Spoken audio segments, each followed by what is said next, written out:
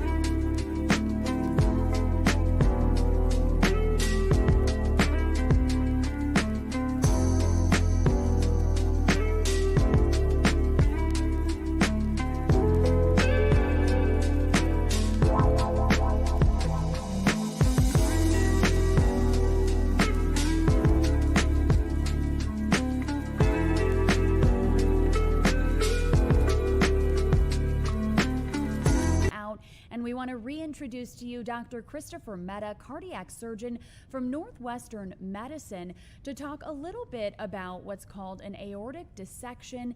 It is what, according to the medical examiner's office in Washington, D.C., Senator Lindsey Graham from South Carolina died from over the weekend at the age of 71.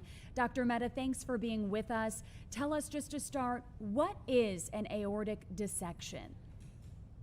Thanks for having me. An aortic dissection is a life-threatening emergency in which a sudden tear develops in the inner lining of the aorta, which is the major blood vessel in your body that provides blood to your brain and all your organs. Now, this is a surgical emergency in which we rush patients to the operating room in order to try to save their lives, regardless of the time of day, even in the middle of the night. Wow. And so, how would one know that they were suffering from this? Is it sudden? Is it not something that you do know until you get to the ER? That's right. It typically presents with very sudden onset of chest and back pain. Some people describe it as a knife in the chest or a knife in the back. It's kind of a tearing type of pain, the type of pain that would prompt you to go to an emergency department. Now, in the emergency department, it's typically diagnosed there by a CT scan, which can identify the tear or the flap in the aorta. And if it were to be identified, what would that course of action be? What does a procedure in this case look like? Right. So again, this is a life-threatening surgical emergency where quite literally every minute counts. Historically, we think of the risk of dying from an aortic dissection as 1 to 2% risk per hour. Mm. So when I get a call that there's somebody in an emergency department who needs an aortic dissection, I call the OR and say, we've got to get this patient to the operating room immediately. Now, surgery typically looks like open heart surgery Mm-hmm. through the breastbone, where we put the patient on the heart-lung machine, cardiopulmonary bypass, and then we remove part of the dissected aorta and replace it with a synthetic graft. I imagine that is not an easy surgery. How many hours does that typically take? That's right. It's a pretty complicated surgery. It typically takes anywhere from 8 to 12 hours. Wow. And the important thing to emphasize here is even for patients who make it to the operating room, who make it through surgery, the risk of dying is still pretty high, about 20 to 30% of patients. And talk again about those symptoms, what people should look out for if they might be experiencing this, and are the symptoms different in men and women?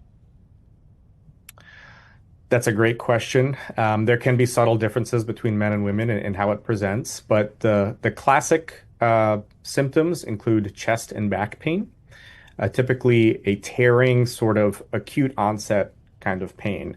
Happens all of a sudden and feels many people describe as sort of a knife in the chest or a knife in the back.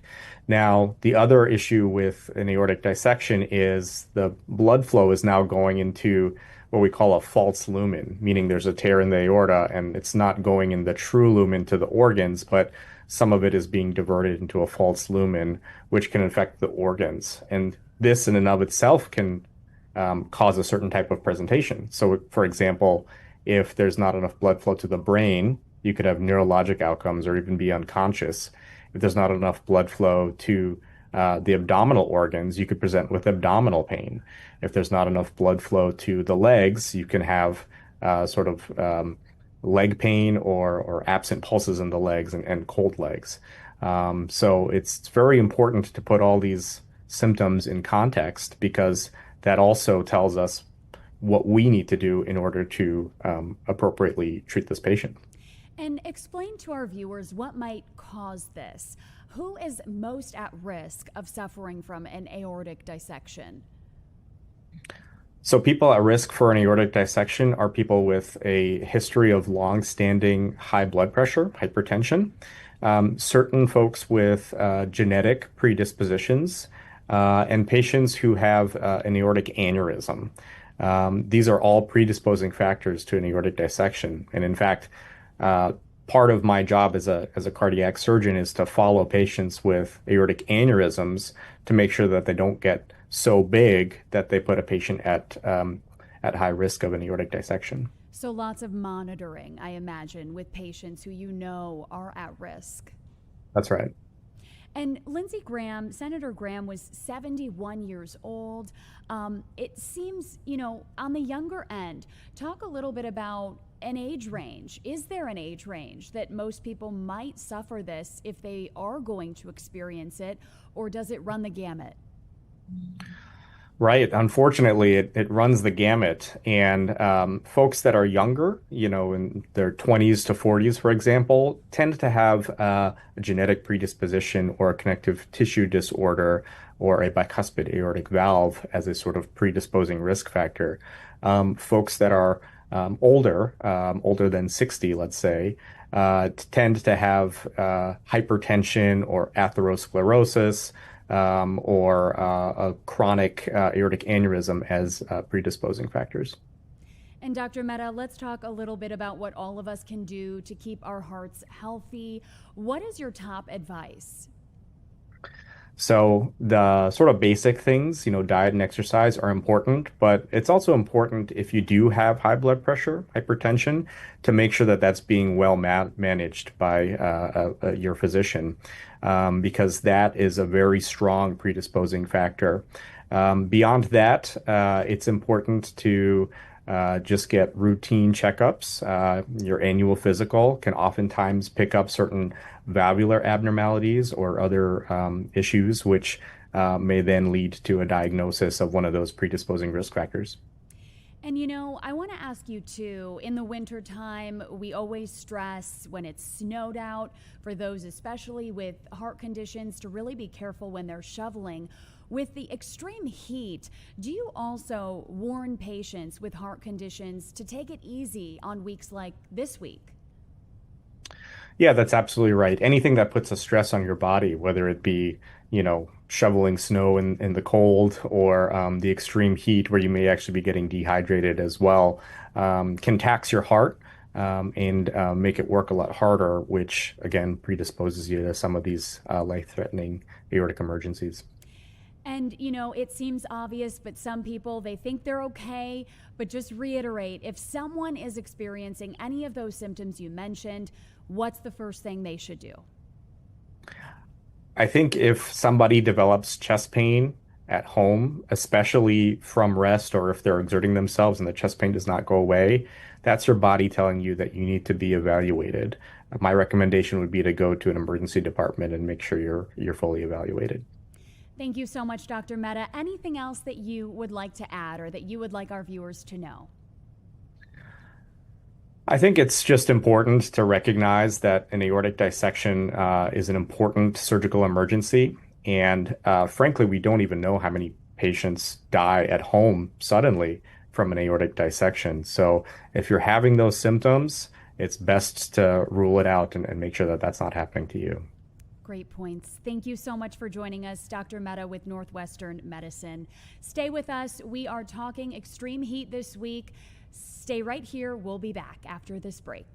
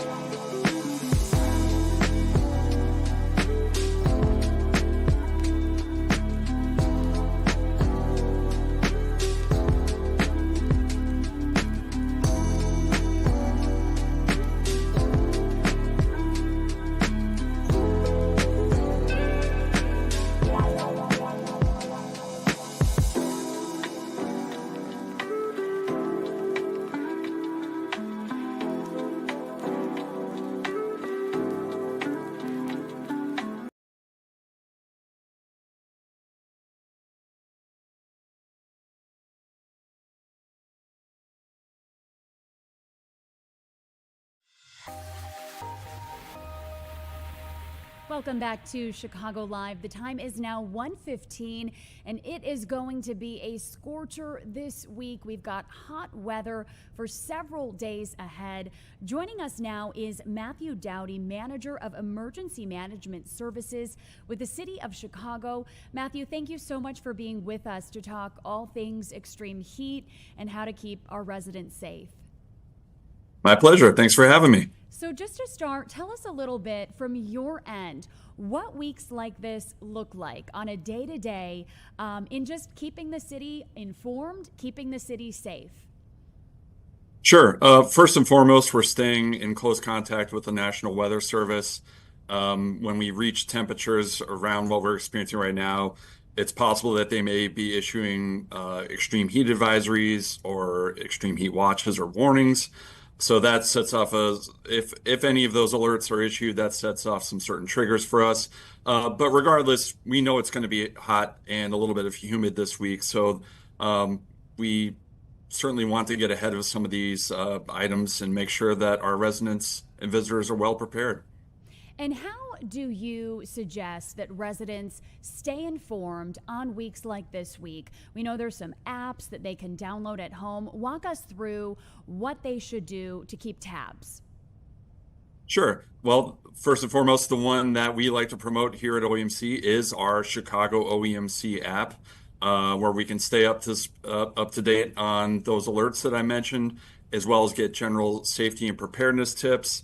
And you can also get the information on where our cooling centers are located across the city.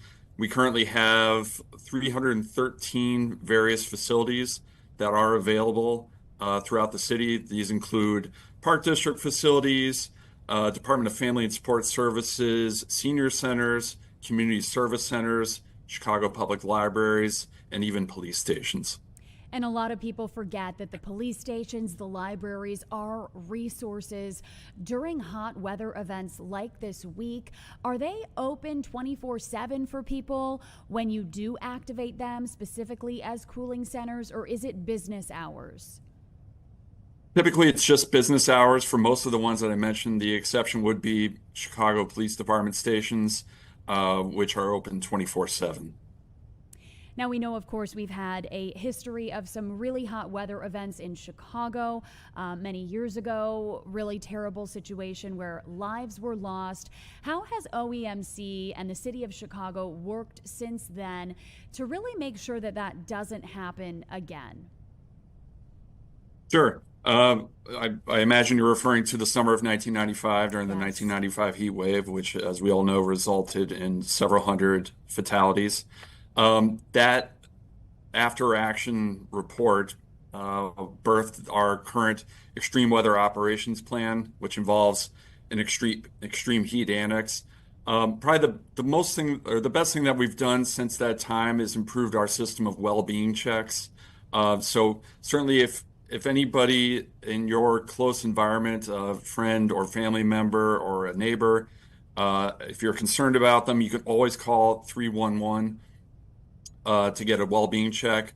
The Chicago Police Department and Department of Family and Support Services also have their own system of well-being checks. And certainly the National Weather Service's system of alerts has improved a lot since then. And our mechanisms to get the word out are much more plentiful these days too. So obviously we want to make sure that everybody is aware of the risk, and we want to give them some general helpful safety tips to prepare for that hot weather.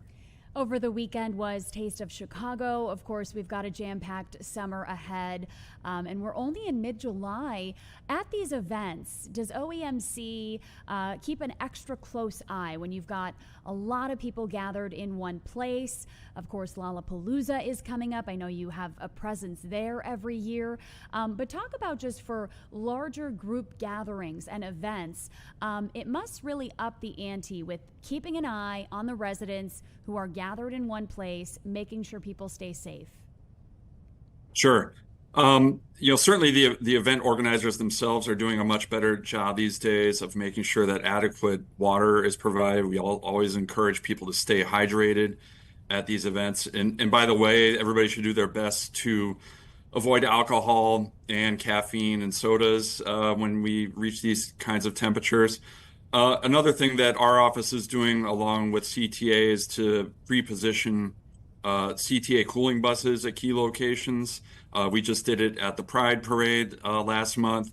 We'll be doing it again for other big events, including Lollapalooza coming up as well. Wonderful. Anything else that you want our residents to know? Perhaps some quick tips. Obviously, staying hydrated is a big one. Yep, I mentioned the well-being checks. That's certainly important. Check on your friends and family members and neighbors. It should go without saying that you should never leave anyone, including your pets, inside a closed car on a hot day. If you don't have air conditioning in your house, the best bet is to always keep the blinds and shades drawn and keep that window open just a crack to at least get a little bit of ventilation in there. And what about for unhoused individuals? If someone sees someone out on the street, is concerned about them, would the best point of contact still be 311, or would you say in that case maybe even dial 911? Certainly, if there's a life safety issue, you should always dial 911 first. But if you're interested in requesting access to a shelter, yes, then calling 311. Department of Family and Sports Services, as well as their congregate agencies, have a good system of shelters here, so that can start by calling 311. Thank you so much, Matt. Anything else that you want our viewers to know, not just on extreme heat, but as we move through the rest of the summer? I would just say on days like this, try to limit your time outside as much as possible. If you are outside, try to stay in a shady area. Certainly helps to bring a hat that covers your face pretty well. I myself was out at the Square Roots Festival yesterday, and my first thought was I probably should have brought a hat. So lesson learned for next time. That's right. Hat, sunglasses, sunscreen, and of course, look out for those tree canopies. They really help provide shade, and the temperature does drop significantly when you're under a nice big tree canopy. Absolutely. Thank you so much for being with us. We appreciate your time. All right. Thank you. All right, stay with us here on Chicago Live. The time is just about 1:23 p.m. We've got a jam-packed show for you coming up, and soon we will be chatting with a representative from the Chicago Rescue Authority to talk about a set of beagles that was rescued out of Dane County, Wisconsin. They are up now for adoption. She will be joining us in just a little bit. We'll be right back.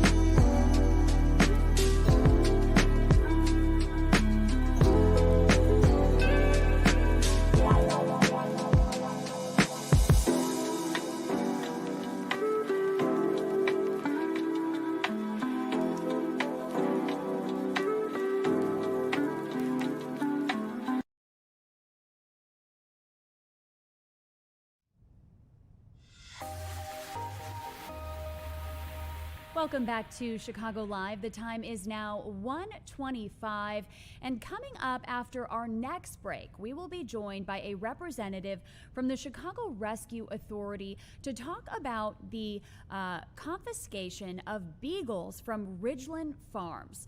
Now, this is a controversial breeding facility out of Dane County, Wisconsin.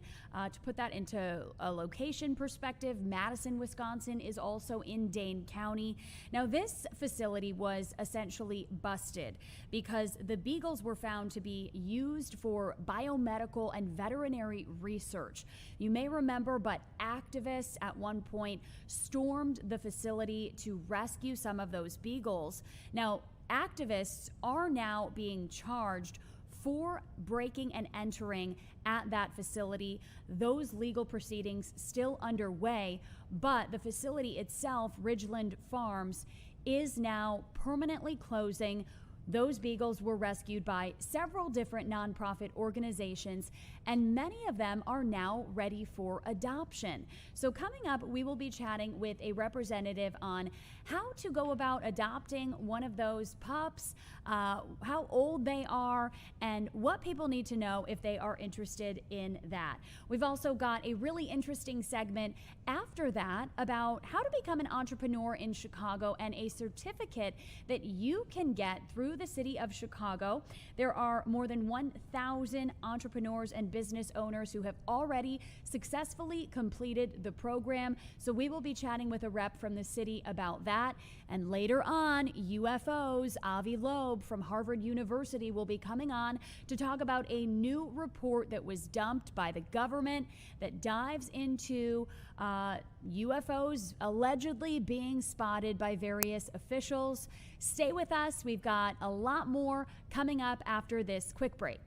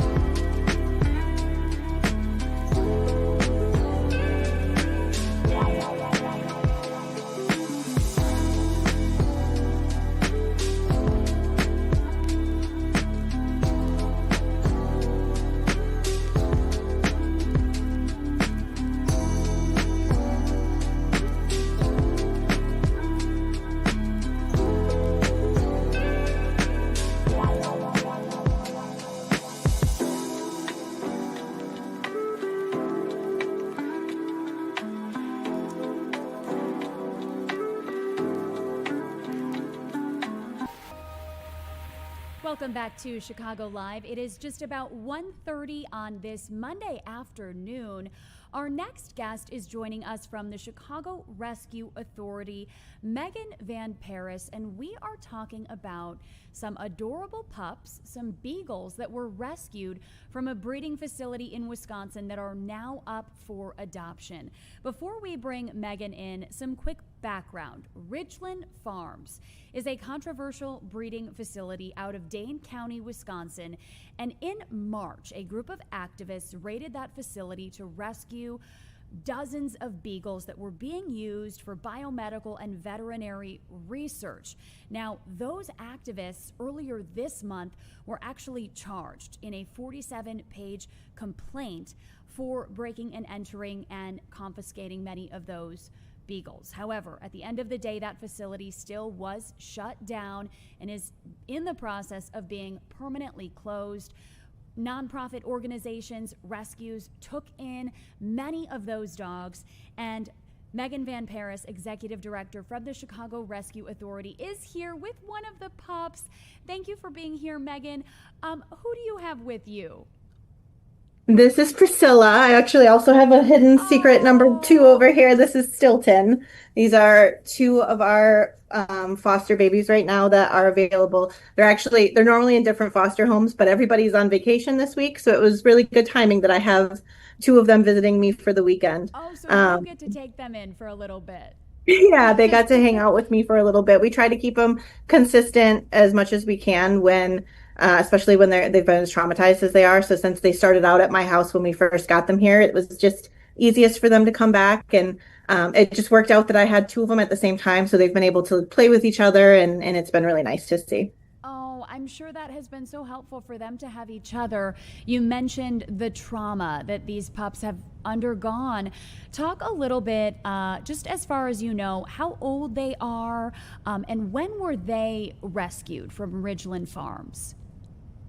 Yeah, so these guys actually came out with the first wave of dogs that were released from Ridgeland Farms. There was 1,500 of them that were released first, and those were from their breeding program that got shut down first. Okay, Priscilla. And so those ones came to us towards the end of May. So they've been with us for a little while, and we intended from the start to make sure that these dogs were getting ample time in our care to make sure that we knew what their personalities were like as much as we possibly could before matching them with a home, because we want their forever home to be their forever home. They've already been through so much. So we felt we owed it to them to give them plenty of time to settle in. They're a little camera shy. So a lot of rescues that got these dogs have already adopted them out. But we are actually kind of just starting the process of looking at homes for our remaining ones. We got 15 originally. 2 of them we did get were like 15-week-old puppies. So they found their homes pretty quickly because they were they bounced back very quickly. But we have 6 of them right now that are looking for homes out of the original 15. Many of them did end up getting foster failed, which is it says fail. If I say failed, but it's a very positive thing because the foster decided to adopt. When the foster home adopts them. That's what foster. Okay, good. So it's a positive thing. Very much so. Yes, we're very happy for these dogs that they get to stay with people that have already been with them for their journey, and they know exactly what to expect, and they're going to support them through it no matter what. So we're very, very lucky that so many of our fosters decided to make it permanent. We're very grateful for that. And there are 6 of them that we knew from the beginning weren't going to be foster failed. They didn't go into it with that intention or availability at all. So we always knew that these guys were going to be available. So we have 3 boys and 3 girls currently looking for their homes. You had mentioned age. We do know that all of our adult dogs that we got are actually somewhere between 1.5 to 2 years old. There's actually a wonderful gentleman who helped a lot of the rescues that took dogs from Ridgeland identify their ages based on the serial numbers that were tattooed into their ears. So these numbers basically pertained to there was different systems within each facility that they came from that basically aligned with what month and day and year they were born. So we were able to tell that information from the tattoo in their ear. So he gave us a list of all of our dogs, and all of the ones except for the 2 puppies we got were between 1.5 and 2 years old. So on the younger side, which is great because that'll help them bounce back a little quicker. But of course, they're all moving at their own paces. Some of them are light years ahead as far as confidence and handleability. Some of them still need very patient, loving people to adopt them and just help them continue on their journey to, learning how to be a confident, happy dog. And so talk a little bit about Priscilla, and you said Stilton is the other pup. Talk about their personalities. They've been with you all weekend. What do you want viewers to know about them as individual dogs? Yeah, good question. And these two are among the more confident ones that we have. Stilton is a little head shy, a little nervous with meeting new people, very much prefers that his people stay within his sight. He gets a little stressed out if one of us goes to the bathroom and he can't see us all at one time, and he'll give us some beagle awoos to let us know. Priscilla's a little bit more confident. She'll approach people, she'll approach dogs, no problem. She's got a little bit of crate anxiety, so she can be a little bit noisy when she's left alone. So somebody who is home more often for her is going to be beneficial. We also have Elroy, who's a bit of a local celebrity. He's got a pretty big Instagram following right now, and he's come such a long way too.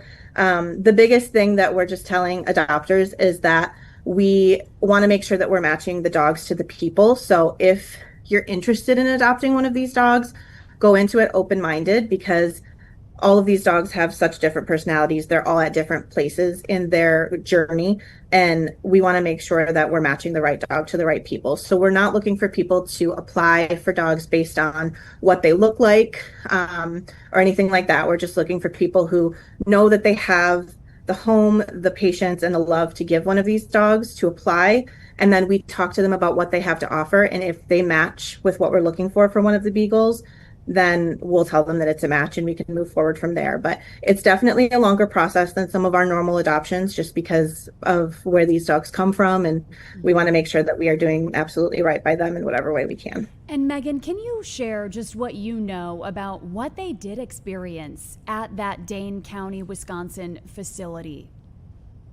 Yes. So I can't speak 100% for the newer dogs that are being released, because I know those ones experienced a lot more of the medical testing and all of the cruelty that came along with that. The ones that we took, we knew were used for breeding. So a lot of the females had multiple litters, as many litters as they could manage to get out of them.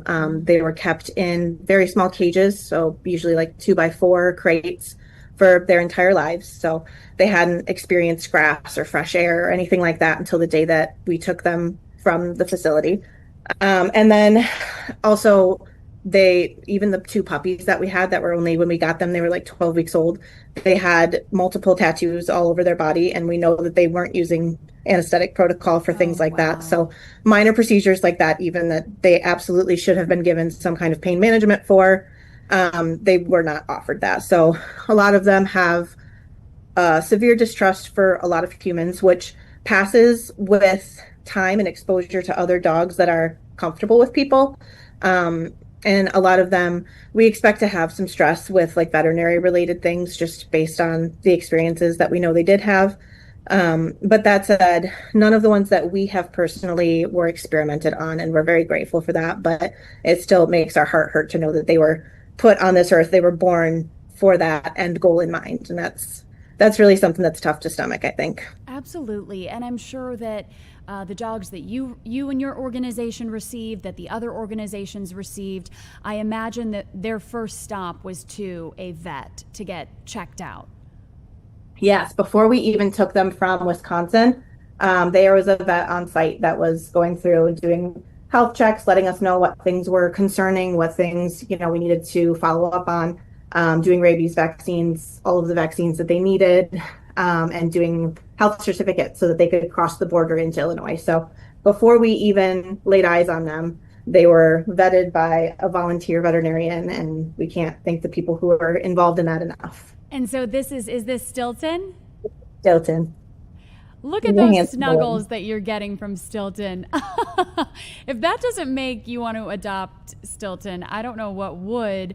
If people are interested, Megan, in exploring adopting one of the 6 remaining pups that you have available, knowing that it'll be a little bit of a longer process, what's the first step in terms of how they can reach out to you, your organization, to express their interest?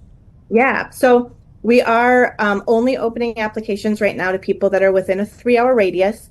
This is to make sure that these dogs are going to have a lifetime of challenges that we don't really even know what to expect at this point. So we're going to make sure that they're within our radius so we can continue to support these adopters through the entirety of their lives. That being said, we also want to make sure that adopters have another confident dog in the house. Dogs like Stilton, like when we got Stilton, he was so shut down, he wouldn't make eye contact with us. If we touched him, he urinated on himself in fear. And he's come Oh. so far. And that's truly because the dog that's in his household, are being fostered. Her name is Maddie. She's another beagle. She's so confident and she lets him follow her lead. And he's watched her interact with his foster and he's learned how to trust people because of her. So we are absolutely requiring another confident dog in the house for them to be able to continue that growth pattern. And in addition to that, we ask for people who are going to be patient with the process. We're not doing like a first come, first serve thing. Every beagle, we want to make sure we're matching them with the absolute best applicant for them. So applications are on our website at chicagorescueauthority.org. We have just one generic application for all of the beagles. Serenity is my co-founder. She's our adoption director. She's been doing such a thorough job of chatting with people, getting on a video call, kind of doing a little interview, making sure that they know what to expect, because it's very important for the adopters to understand that this isn't going to be just like a normal dog that comes to you that has already had a lot of life experiences and is ready to settle in. These are dogs that have missed a lot of socialization opportunities and are going to need a lot more support and love than a standard dog that you would normally adopt. So we're being very cautious and kind of over communicating that with everybody to make sure that expectations are set. And then once you've been selected, we have you and your whole family come out and meet the beagle. Your dog would come with you, your kids would come with you, whoever's in your household, and just make sure that the vibes are good, the dogs interact okay, and at that point you would get to take home your new baby. Oh, and look at how darling they are. And Priscilla's taking a little nap behind you now. Tell us real quick, just some background on the Chicago Rescue Authority. And aside from, wonderful rescue operations like this, what else you guys have been working on lately? Yeah, absolutely. So we have been around, my co-founder and I have been doing rescue for probably like 25 years put together, but we started our own rescue in 2023. So we're kind of keeping it small for now, just because, we want to make sure that we have good relationships with our adopters and our fosters and our volunteers. And we want to focus on, quality over quantity. We try to make sure that all of our dogs are getting all of the vetting that they possibly need, including dental care and stuff like that. So we do focus a lot on fundraising because we take on some kind of difficult cases. We have a cruelty case right now that we took from animal control who had come to them as a stray with a rubber band Oh, embedded so deeply in her muzzle that she needed to have reconstructive surgery. She's curled up on the floor by my feet. She's doing really great now. oh. But stuff like that, rehabilitating dogs like that takes a lot of effort, a lot of time, a lot of resources. So mostly right now we're kind of in a stage where we focus on adopting out dogs and fundraising. We don't have a facility. We don't have anything like that. We're just a group of volunteers that have a passion for saving animals, and we do our best to do right by them every day. Thank you so much, Megan. One more time, share the website with our viewers. Yes, www.chicagorescueauthority.org. And we know pups are so resilient if they do have that supportive and loving environment. Megan, we hope that all 6 of those beagles get adopted in loving forever homes very soon. Thank you so much. Appreciate your time. Thank you for being with us. The time is now 1:44 p.m. on this Monday afternoon. We're going to take a quick break, and we've got much more coming up right after that.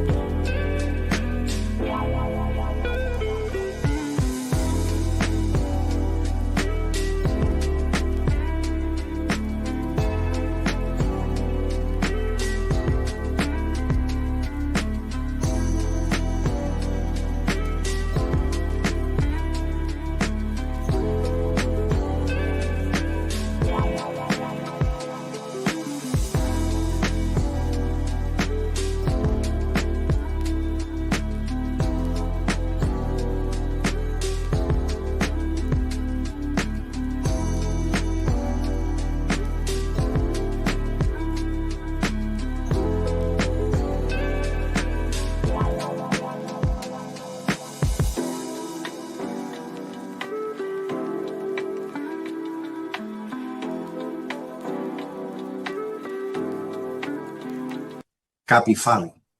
Okay, got it. Thank you so much. Stand by.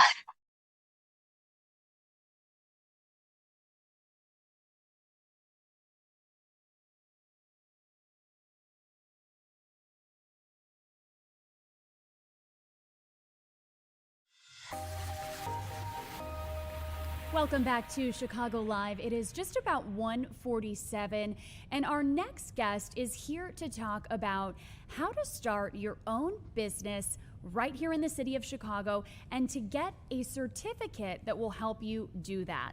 Ivan Capifali is joining us from the Chicago Department of Business Affairs and Consumer Protection. Ivan, thank you for being with us on this Monday.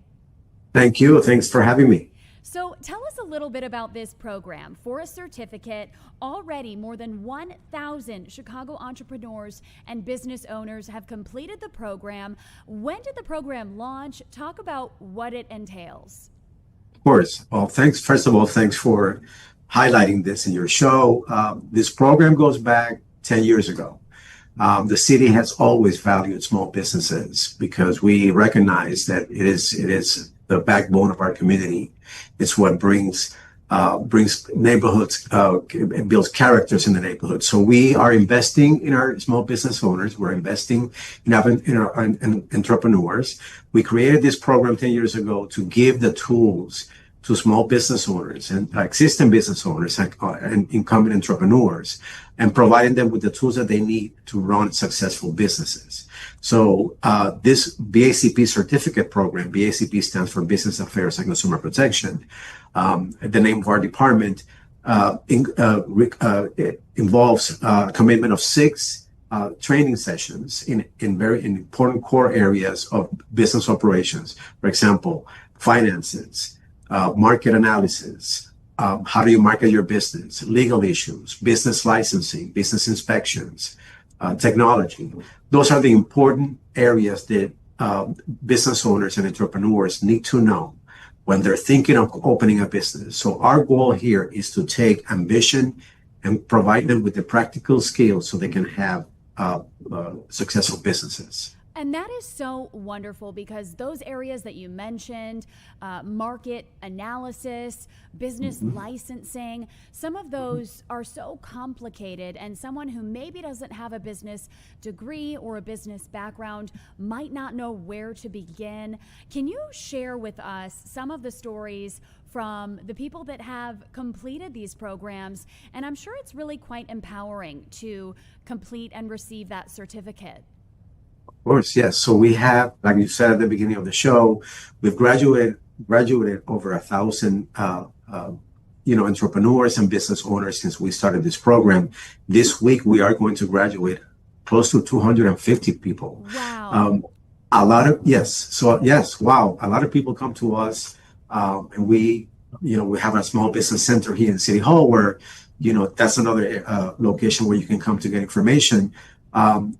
Sometimes not knowing what to do, how to apply for a license, how to be in compliance with the many municipal codes that are, the business owners need to navigate to get a license. And once you open your business, there are other codes that you need to be in compliance. So this program teaches you how to do that well in advance, so you don't run into issues of fines in the future. And instead of paying fines and penalties, you take that money and you reinvest it in your business. So wonderful. And we know that local small businesses, mom and pop shops are really such a backbone to our neighborhoods. I'm sure for you, what does it feel like to see people advance, graduate from the program, and go on to actually launch a business that they are passionate about? It's an amazing feeling, not only for me, but for my staff here. When we encounter a person that comes with an idea here, and we can provide them with the tools so they can go and open their business. And then 2 years later, we see them when they come to renew their license and they tell us their success story. It's just very inspirational.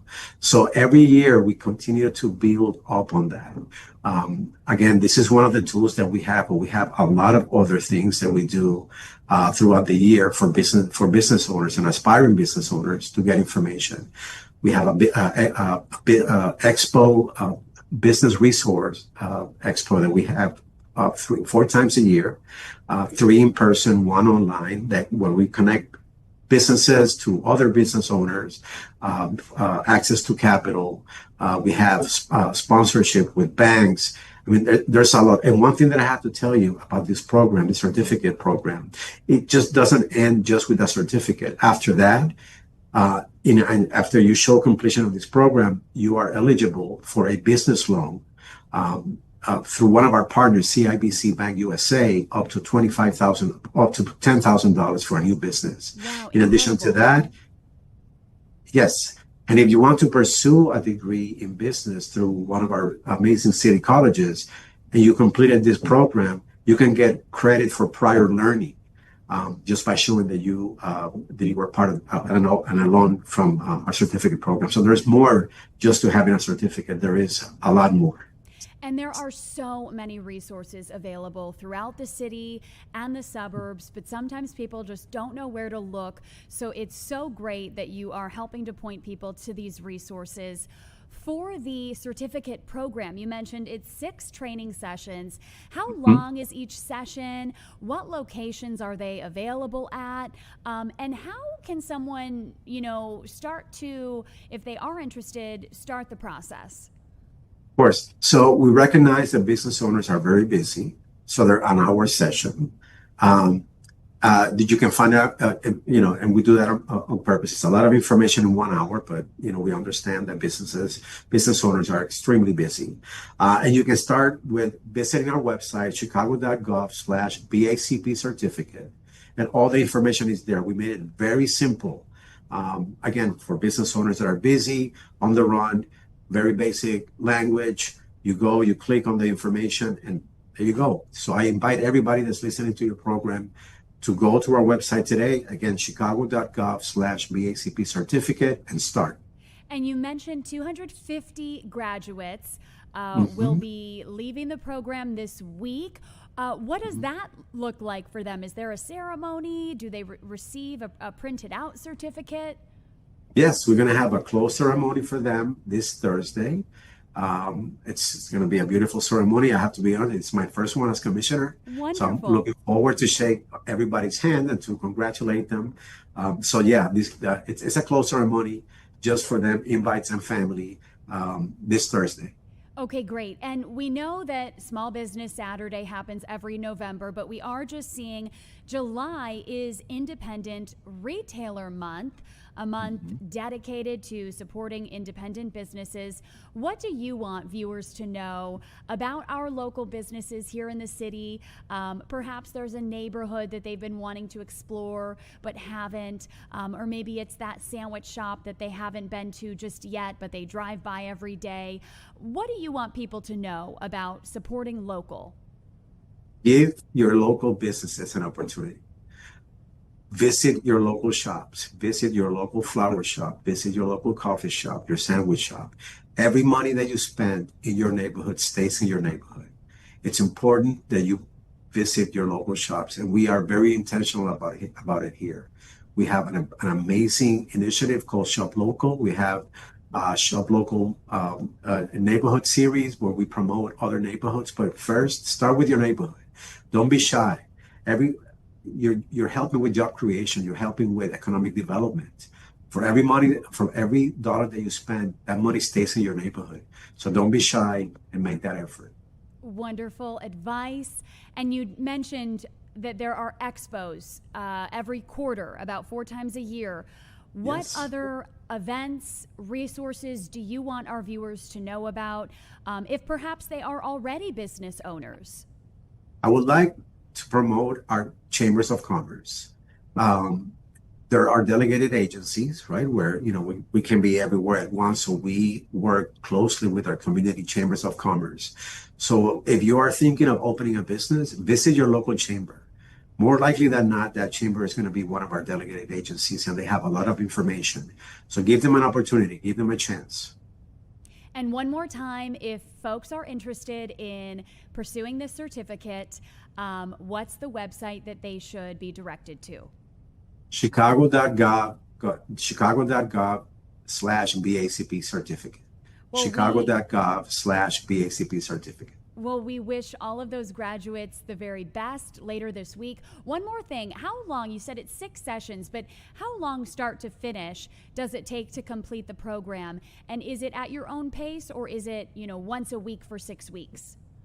So once a week for 6 months, 6 sessions, 6 months, 6 courses. Excellent. Thank you so much, Commissioner Ivan Capifali. Really appreciate you being with us. We'll get that link up on our website for those who are interested in pursuing that certificate. And congratulations to that next set of 250 graduates. Commissioner, thank you. Thank you.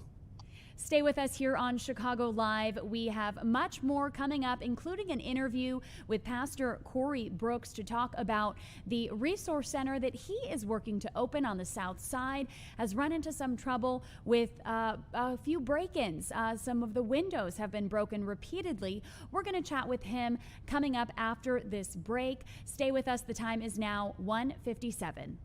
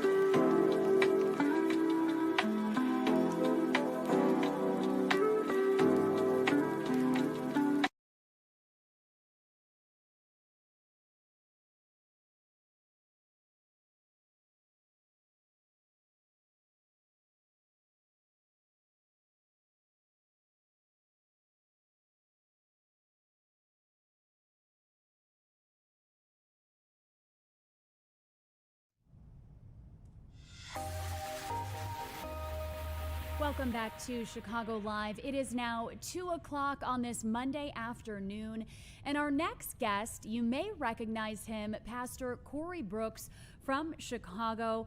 You may know him as the pastor who spent dozens of days on a rooftop protesting gun violence. We've had him on this show before. Pastor Corey Brooks is joining us today to talk a little bit about the Leadership and Economic Opportunity Center that he is opening in Woodlawn. And unfortunately, there has been another incident where someone has broken some windows at that facility. Pastor Brooks, thank you so much for being with us today.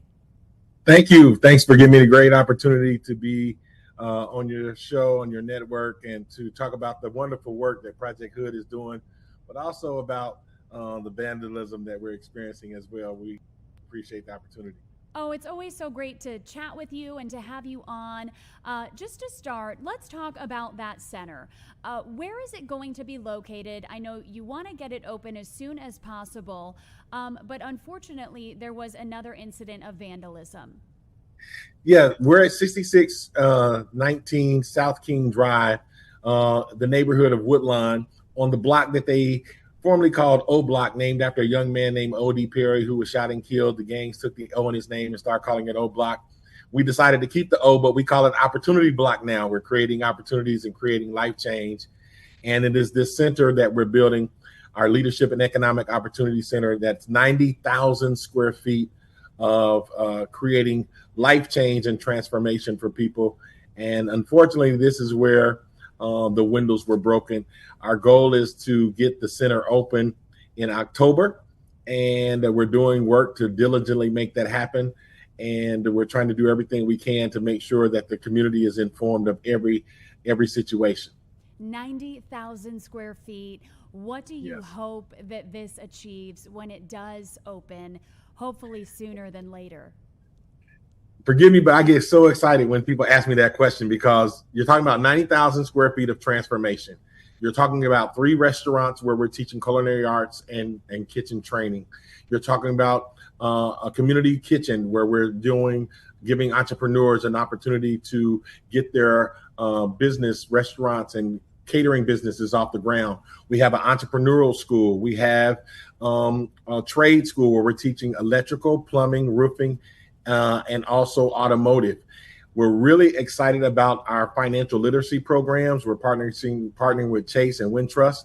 We have a full-scale Wintrust bank in the facility. We have an Olympic-sized swimming pool, 2 NBA basketball courts that Tim Hardaway has been working with us on, the former NBA player.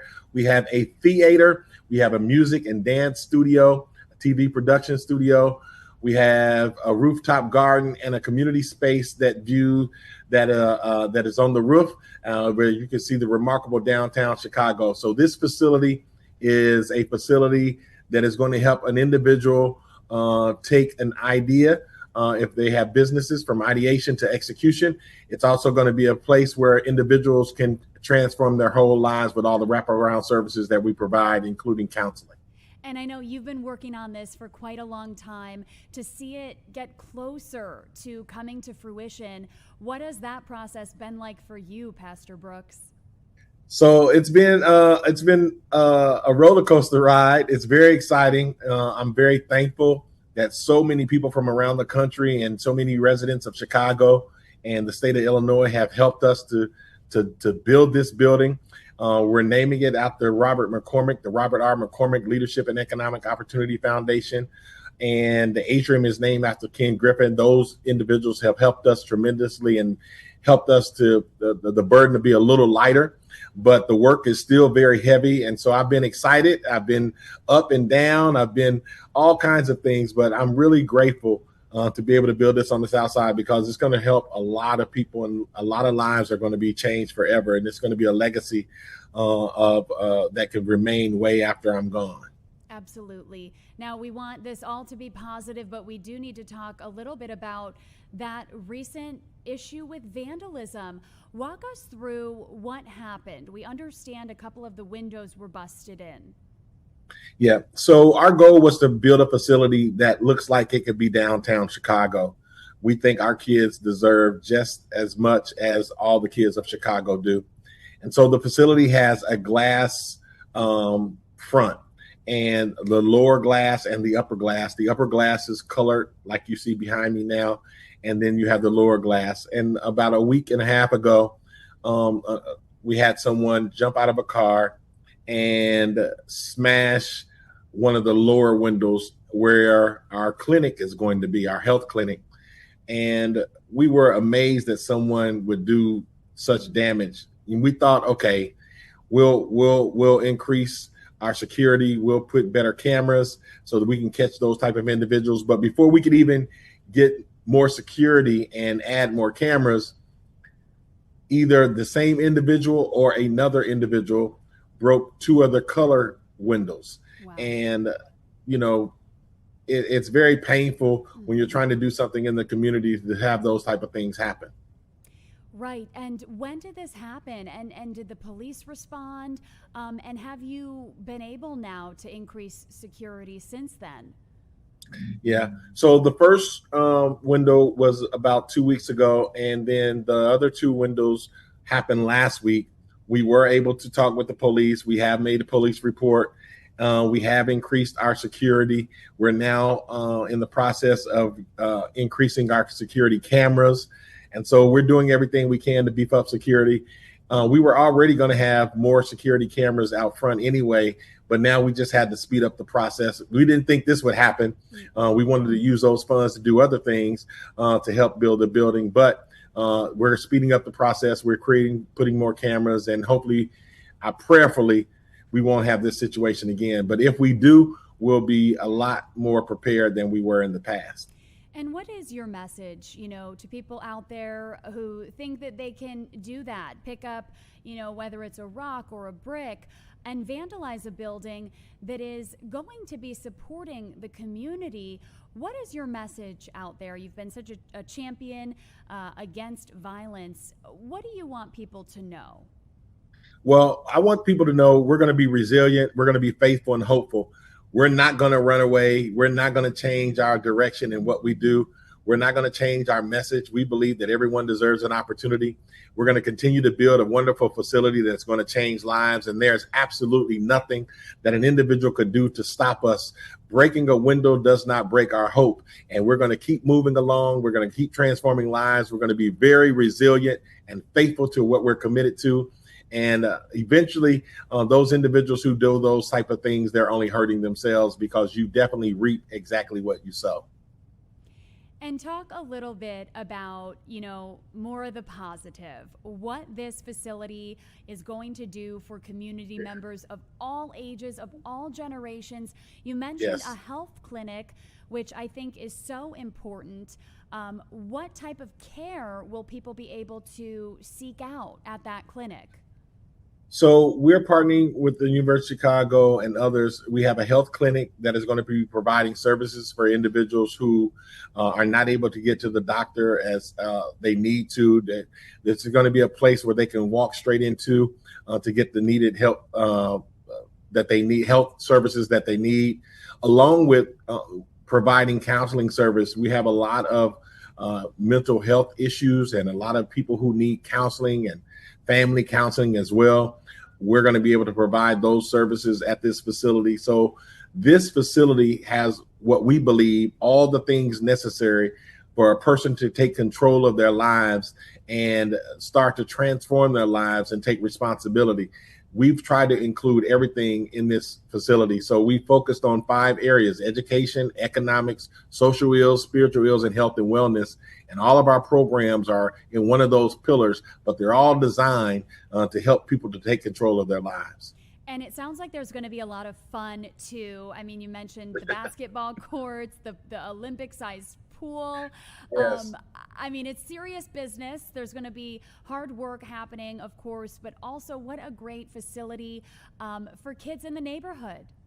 Absolutely. Lots and lots of fun. We believe in great programs, but we believe in lots of fun too. So we got 2 NBA courts. We have an Olympic-sized swimming pool. We have a theater where they can do the arts. We have an arts center downstairs. We have a golf simulation room, a music studio, all of these things that kids can have that make sure that their lives have a lot of happiness. We want people to have safe spaces where they can have a happy life and do some exciting things. So we not only want to provide services, but we want our facility to be a happy place. And it sounds like it will be. Pastor Brooks, what else needs to happen in the coming months to stay on that timeline? You mentioned hopefully October. Is that when you think we'll have maybe a ribbon cutting? Yes, our goal is to have a ribbon cutting in October. We will not probably have the swimming pool completed and the theater completed. We're still trying to fund those things. But the rest of the center, we're going to get partial occupancy so that we can go ahead and have a ribbon cutting ceremony and occupy the space. Right now, we need as many people to spread the word about what we're trying to do. And if they would be so kind to contribute to us and help us out so that we can continue to fund everything that needs to be done, from the programs to the building, they can go to Project Hood, that's HOOD, projecthood.org, and they can find out all the wonderful things that we're doing.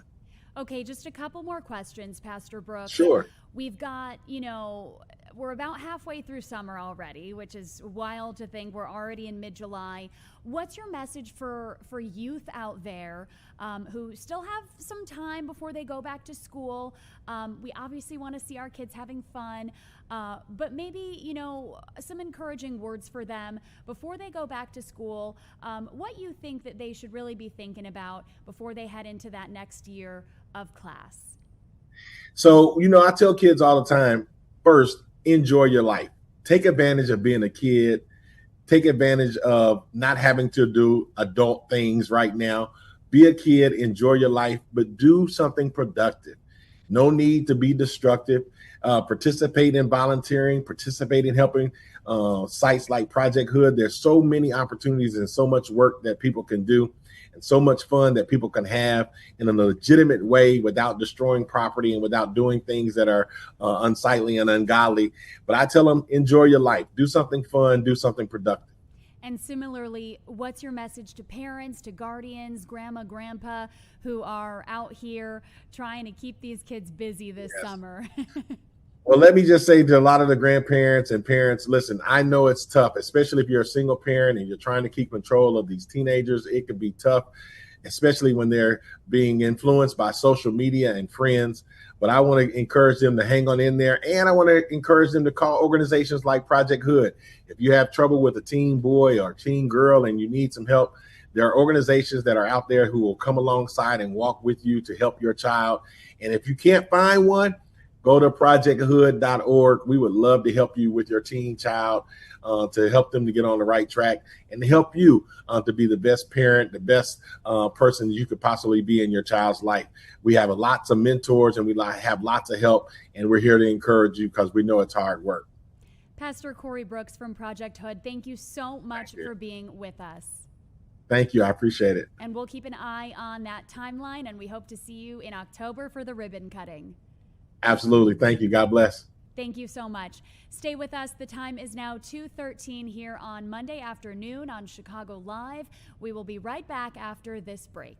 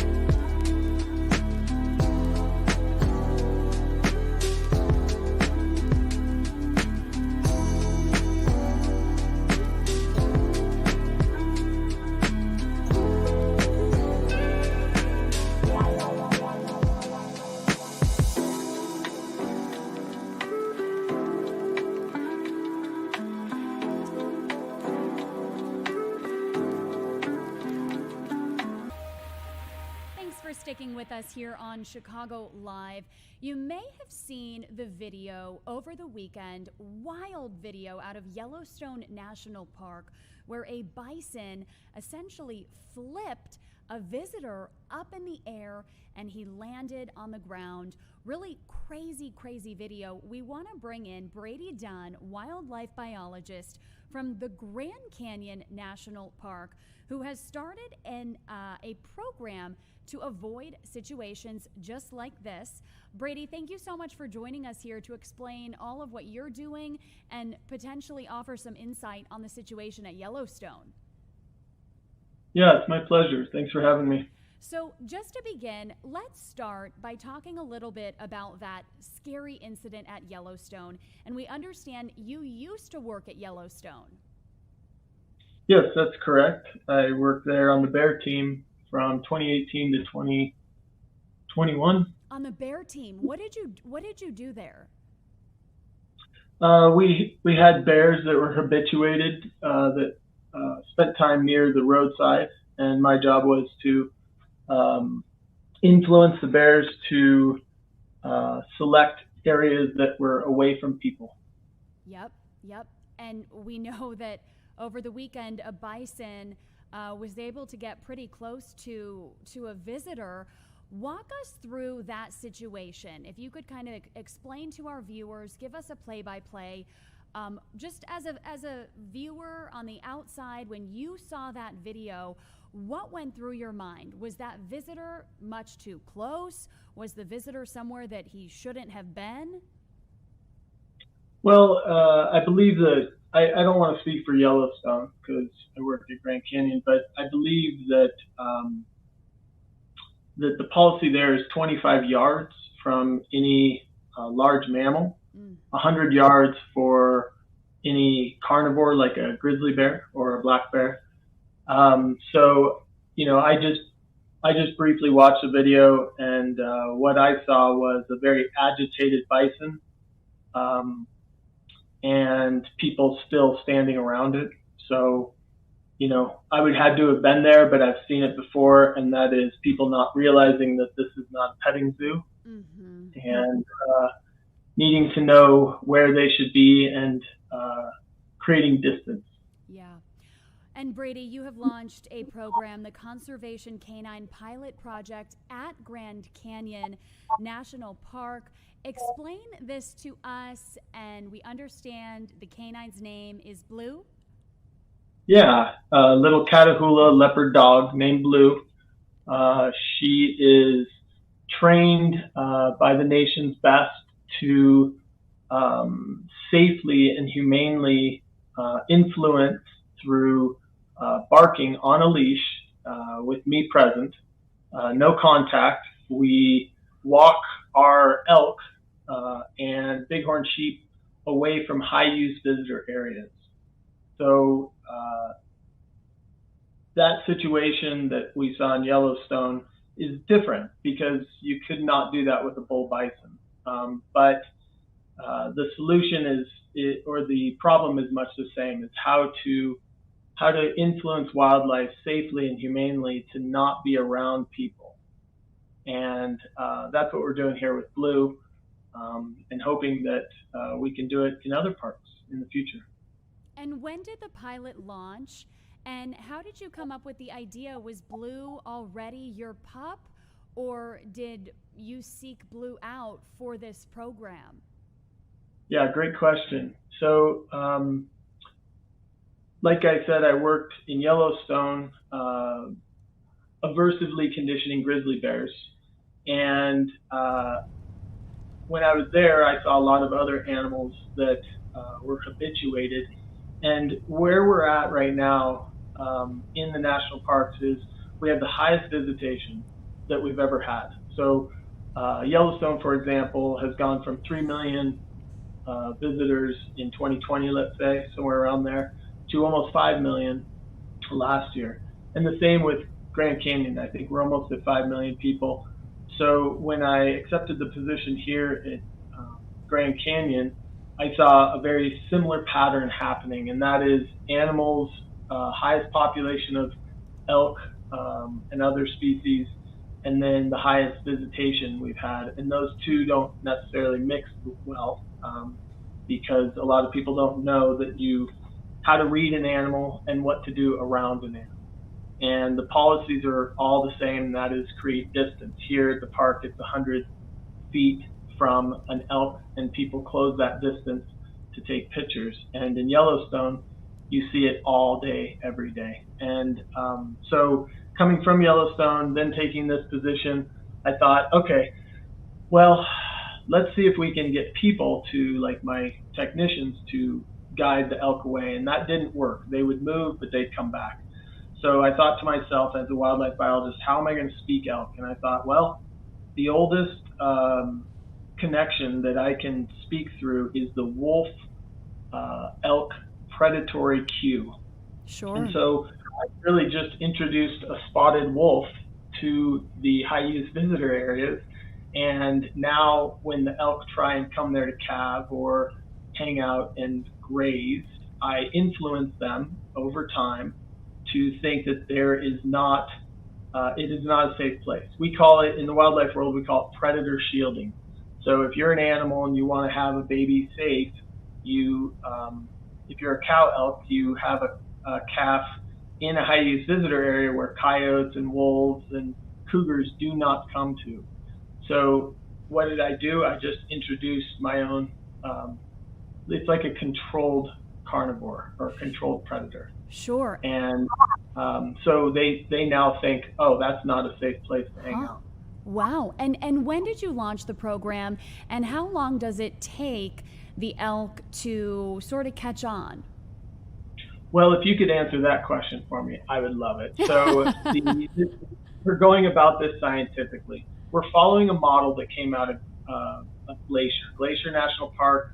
Mark Beal introduced Gracie, his private dog, to Logan Pass and influenced the mountain goats and the bighorn sheep to move off of that high use visitor area. What we did here is we used the same model. I actually purchased Blue. She's my dog. I purchased her for this purpose, and I picked a Catahoula leopard dog because, one, they're perfectly designed for it. They're a hunting breed and a herding breed, and very gritty because the elk are very big. So I purchased her and trained her for the past 2 years for this, and we launched in May. And before that, we put 9 collars on elk and 5 on bighorn sheep so that we can actually go about this scientifically and see, well, we aversively conditioned this elk at, let's say, 7 a.m. and she stayed away for a certain amount of time. And then we did it again and she stayed away for a certain amount of time. And we can actually look at that and say, okay, this works or this doesn't work. So we don't have the answer of how long it'll take. You can look up what aversive conditioning is. It's Pavlov's law of there is a negative influence or negative influence that the animal associates with a certain area, and you have to do treatments over time. So with the grizzly bears, it took a couple of years to do that, and it helped influence them. I'm hoping with the dog, it takes less time and it's more effective than what I was doing in Yellowstone, because I was using a shotgun with riot bullets and. Oh, wow. Yeah. So. And in this case, to signal to the elk that they are moving where you want them to move, do they get any type of reward or no? No. What they do is this is all brand new. Once again, we have the highest populations of animals we've ever had in the parks because you can't hunt in the parks. So those populations are growing, and some of them are just being raised to think, oh, being around people is fine. And so they just have lost the understanding that their habitat is not the same as our habitat. So this is all like right on the cutting edge of what the next conservation strategy for wildlife in the national parks is. And what is your advice to folks who are visiting the Grand Canyon National Park or other national parks where there is a lot of wildlife? What do you want tourists to know? This is, the policies are always the best. They're based on science. So, you can't ask someone from a big city to understand, like you saw in that video, that bison was demonstrating that it was very agitated. And so you just move away from it. So give wildlife the space to breathe. And I think people can understand that, because you wouldn't want a tourist from some other city coming up and getting in your face. And wildlife's much the same. They want their space. And if people just pay attention and set down their cameras, this could all not happen. Yeah. So what I saw was very avoidable in Yellowstone. And humans have 86 billion neurons, and they're a much more intelligent animal. They are capable of knowing what they should and shouldn't be doing. Yeah, absolutely. Can you walk us through, Brady, the rest of your day today? What does that look like for you? So Blue and I, right now we just had our first band of bighorns come up to the El Tovar for the year, and we go out there with our team, clear the area, and walk the bighorn back into the canyon. And we'll probably do that 2 or 3 times if the bighorn come back. And then the rest of the time is, just making sure that all the other wildlife programs are operating properly. And it's another fun day here in Grand Canyon. I bet it is. What's the weather like? It's nice and warm. What about you? It is hot. I think we're approaching 90. Sasha, do we know what's the temperature outside right now? Sasha's going to check, but we're getting up there, and it's going to be hot all week long.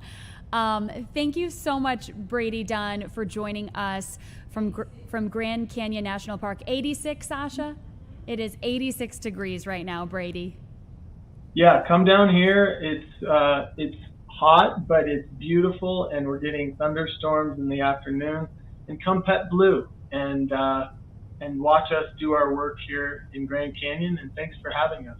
Thank you so much. We hope to see you again soon and talk more about the program and how it's going. We appreciate you. Thank you. Have a good day. You too. Stay with us here on Chicago Live. We've got much more coming up. Stay right here. We'll be right back.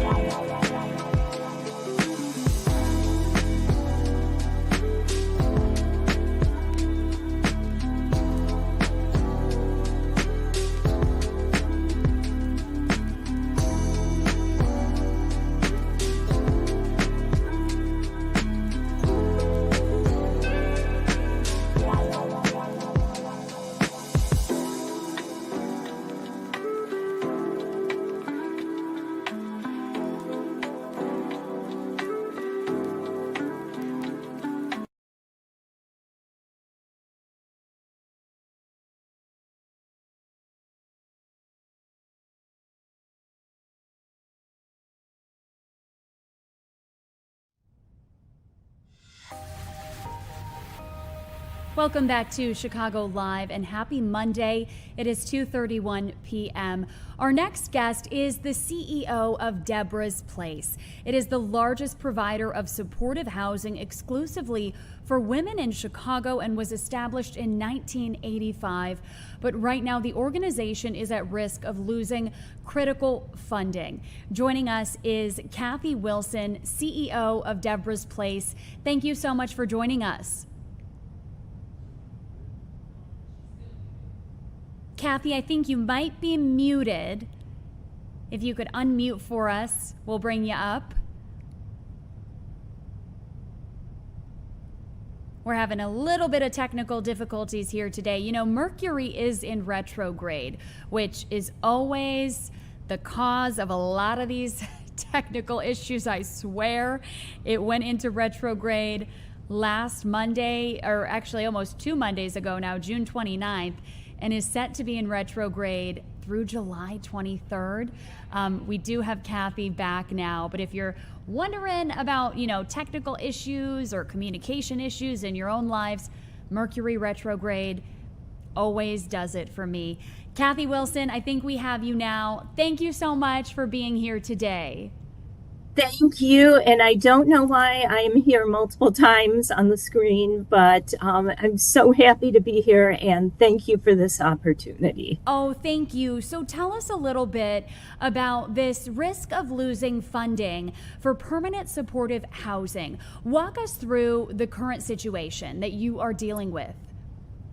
So we are, 29% of our funding at Deborah's Place comes from HUD, which is the U.S. Department of Housing and Urban Development. And that most of that funding goes to permanent supportive housing, which is an evidence-based intervention that combines a rental subsidy with on-site supportive services for people who have significant barriers and disabilities and who have experienced homelessness. So that is the type of programming that really gets people out of homelessness, provides them a place to live, and gives them a way to get back on their feet. HUD is now, they have issued their notice of funding opportunity, and they've made it clear that they would like to significantly reduce permanent supportive housing and shift back to temporary solutions, which is what we were doing 20 years ago.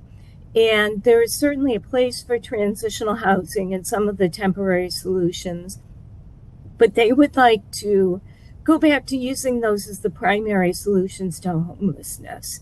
And unfortunately, without the permanent supportive housing, without that absolute end solution, it is just not going to work.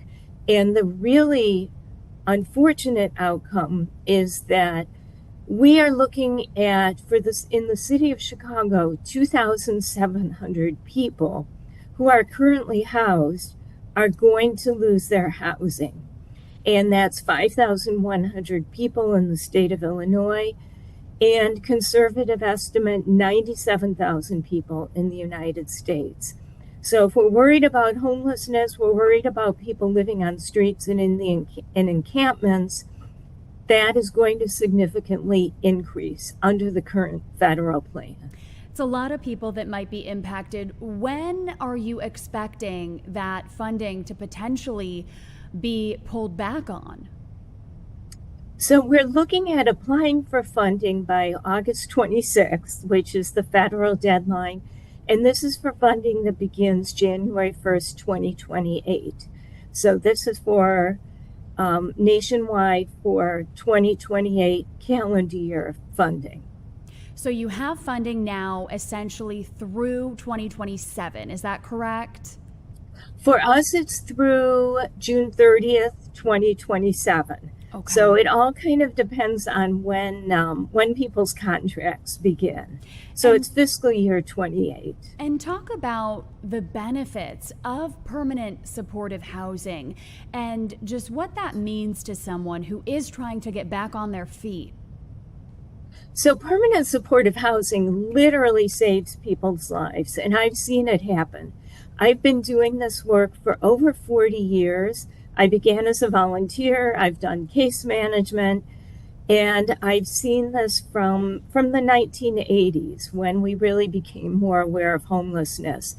Permanent supportive housing is an intervention. It's proven by research to work. It takes people who would literally die on the streets and gives them a place to live, and then gives them the services they need to keep that housing. Many people then move on to their own housing in the community, but it doesn't provide a cookie cutter solution. It's an individualized approach. And for us, we work with individual adult women who have experienced homelessness. We have literally seen women whose lives have been saved by permanent supportive housing. And we understand that while in that permanent supportive housing, you mentioned other resources are offered, whether it's getting sober, whether it's finding employment. Talk about, it doesn't stop at moving into a permanent housing solution, but there's other work and other programs that you help these women access. It actually starts with the permanent housing solution. So when we get people into supportive housing, that's where the work can begin. If you're living outdoors on the streets or even in a transitional location, there's only so much you can do because you're worried about what am I going to eat tonight? Where am I going to sleep tonight? You can't think about your mental health or your physical health or whatever other challenges you might be facing. If you get somebody into a housing unit, they have a roof over their head, then you can bring in all those other services. You can bring in mental health, addictions treatment, employment services. We do educational services. We have a health services program. And at Deborah's Place, we even provide follow-up through our alumni services program so that even when women move out into the community, they still have a place to call if they should fall into a crisis or just need a little bit of help. Can you talk a little bit about the history of Deborah's Place, founded in 1985? Why was it founded? And talk a little bit about what you've seen and the changes that you have seen over the years. So we have really grown to meet the needs of the population we serve. We began in 1985, and at that time I was a volunteer. I did overnights. We were just an overnight shelter. Deborah's Place was founded by a group of women who saw the need. And these women said, here we live in nice homes, we have everything we need. And when we walk around the city of Chicago, we see individual adult women on the streets. There were family shelters for the women who had children with them, but at that time all of the individual shelters housed both men and women in the same location, and some of the women that we serve were just uncomfortable staying in those locations. Mm-hmm. So Deborah's Place began as an overnight shelter, but along the way we've realized shelter alone is not the solution. We need temporary solutions. And as we've grown over 40 years, we have learned so much. We used to provide transitional housing. We were one of the first transitional housing providers in the country. And as I said, there's still a place for that. But what we learned was that without supportive housing at the end of the line that doesn't have an arbitrary end date, there is almost no point in providing transitional housing because it becomes more of a temporary reprieve rather than a permanent solution. And can you share some of the success stories that you have seen with women who have been placed in that permanent supportive housing and where they are now? There have been so many. We actually have two of our current residents who serve on our board of directors, and just seeing where they have come since they moved into our programs. And then we have women who've gone through our programs and moved out into the community. I can think of one woman who came in with all kinds of barriers and all kinds of issues, who ended up getting involved in Alcoholics Anonymous, worked with her case manager, worked really, really hard, earned a certificate in phlebotomy, and now has her own apartment and is working full time. And there are thousands of stories like that. But without that housing solution and without making it an individualized approach that works with that person where they are at, not where we think they should be, it just won't work. And that's our concern with these current changes. And is there any chance that there's a change, that the funding isn't cut? Are lawmakers working to reverse this plan?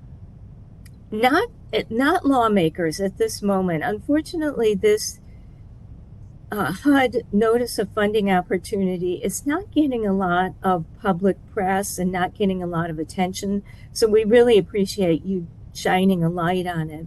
There are 2 lawsuits that I'm aware of. So it is being fought through the judicial branch. One is through the National Alliance to End Homelessness that has a lawsuit against HUD and against this notice of funding opportunity. And then there are attorneys general from several states, including Illinois, that have also filed a lawsuit. As far as Congress, I would say, please make sure your representatives and senators are aware of these changes that are taking place. I think it's just not getting the attention with everything else that's happening in the world. And we just, people just don't know and don't realize really the damage this is going to do, not only to individual people, but to our community as a whole.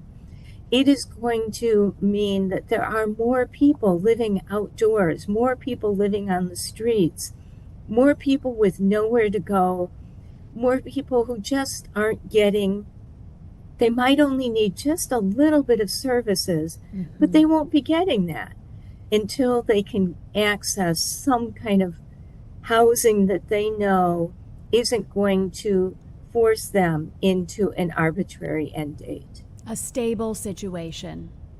Exactly. Thank you so much, Kathy. Is there anything else that you want to share with our viewers? Perhaps some other resources that you offer? Well, we do offer resources to individual unaccompanied adult women who are experiencing homelessness. We would recommend that people go through our citywide coordinated entry system. And if you Google Chicago Coordinated Entry System, you can find out where the intake points are for that. That is how people do enter housing in Chicago if they are in need. They can also call 311 if they need support. And that is more of if there's an immediate need for shelter. Kathy, thank you so much for taking the time out of your day to explain all of this to us, and we wish you all the best. Thank you so much. We really appreciate you taking the time. Thank you, Kathy. And for our viewers, to learn more about Deborah's Place, head to deborahsplace.org. We'll be right back after the break.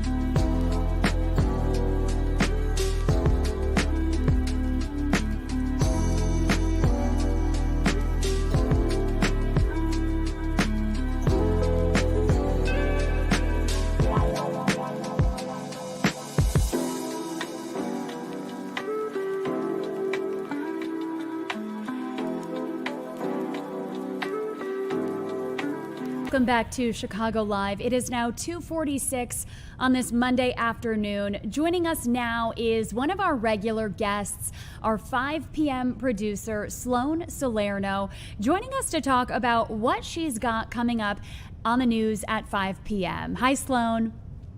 Hi, Casey. So tell us a little bit about what some of your top headlines are. I took a peek at the rundown, and there is a lot going on. Can we start with Joni's story, this decomposed body found? Yes, the story is crazy. And so this was on the southwest side in the back of the yards neighborhood. And so they said Saturday night, they found the body of a woman in a garbage can in an alley. And so Joni's out there right now trying to get more information about this. The state senator did identify the woman as Zenobia Weatherspoon. She was also known as Z. And that state senator talked about how her death highlights a, quote, terrifying and rapidly rising crisis, the escalating numbers of missing and murdered women. And she's saying that she's going to fight for her and her family to make sure she gets justice. We have not heard if any arrests have been made on this or how long maybe her body was there. And so there's just a lot of unanswered questions surrounding this. Yeah, and you can't help but think about the situation in Plainfield where the body of a man was found dismembered in a local lake. And it turns out that his half-brother and his wife were arrested and charged with concealing the body. More charges to be coming. But, it's such a scary and sad situation to hear about these cases, and they're so similar, yet different in ways.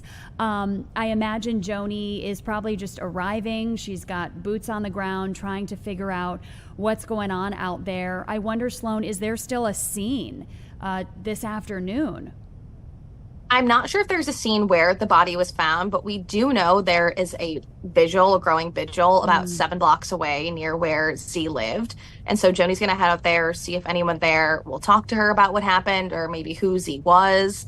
And so that's going to be, hopefully, we're going to get new insight when she goes there. And like I said, just so many questions, how long could it have been sitting if it's decomposing in an alley? Why wasn't it picked up by, garbage trucks or things like that? So maybe it was started somewhere else and then ended up there. Yep. Just a lot we don't. Good point. Well, we know Joni will get us as much information as she can, and we hope to learn more. And we are certainly going to learn more, if not today, but in the coming days as investigators begin to piece that together. What are some of the other top headlines, Sloan?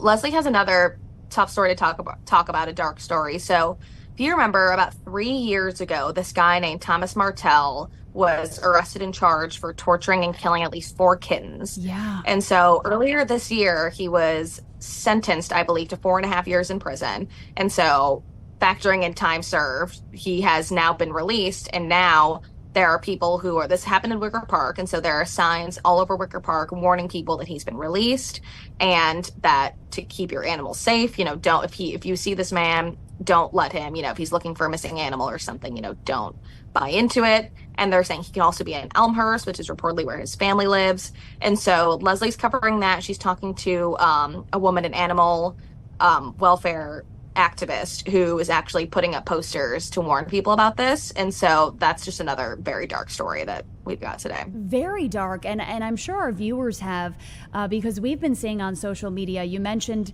signs and posts, making people aware that he is being released from prison. The animal cruelty community obviously taking this very seriously. But that'll be very interesting to hear what Leslie is able to get on that. And it sounds like this person did serve his time, though. Yeah. And so I know there was some talk about mental illness too when he was arrested and charged.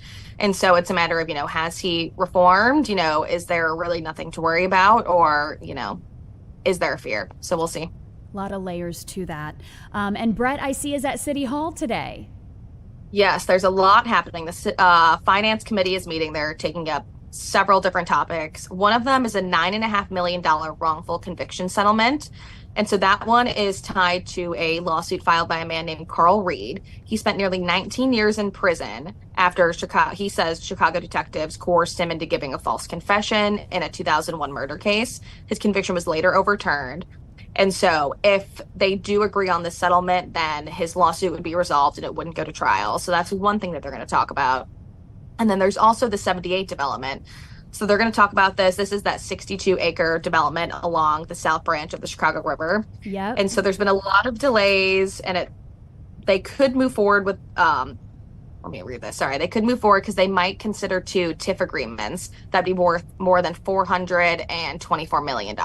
Yeah, so that's another big one that we're talking about. And that's been such a hot topic. Future home of the Chicago Fire Stadium. If you ever take an architectural boat tour and you go down that branch of the river, they'll talk about it. They'll take you past it. It's going to be several years before it's done, but that location has been a hot topic in recent months. Oh yeah, and another hot topic is the parking meter ownership. Oh yeah. And so they're considering a proposed transfer of the meter lease to a new investment company. And so basically members are going to be reviewing a proposal that would allow that New York-based investment firm, they're called Stone Peak Partners, to take ownership of the lease from the people who own it currently.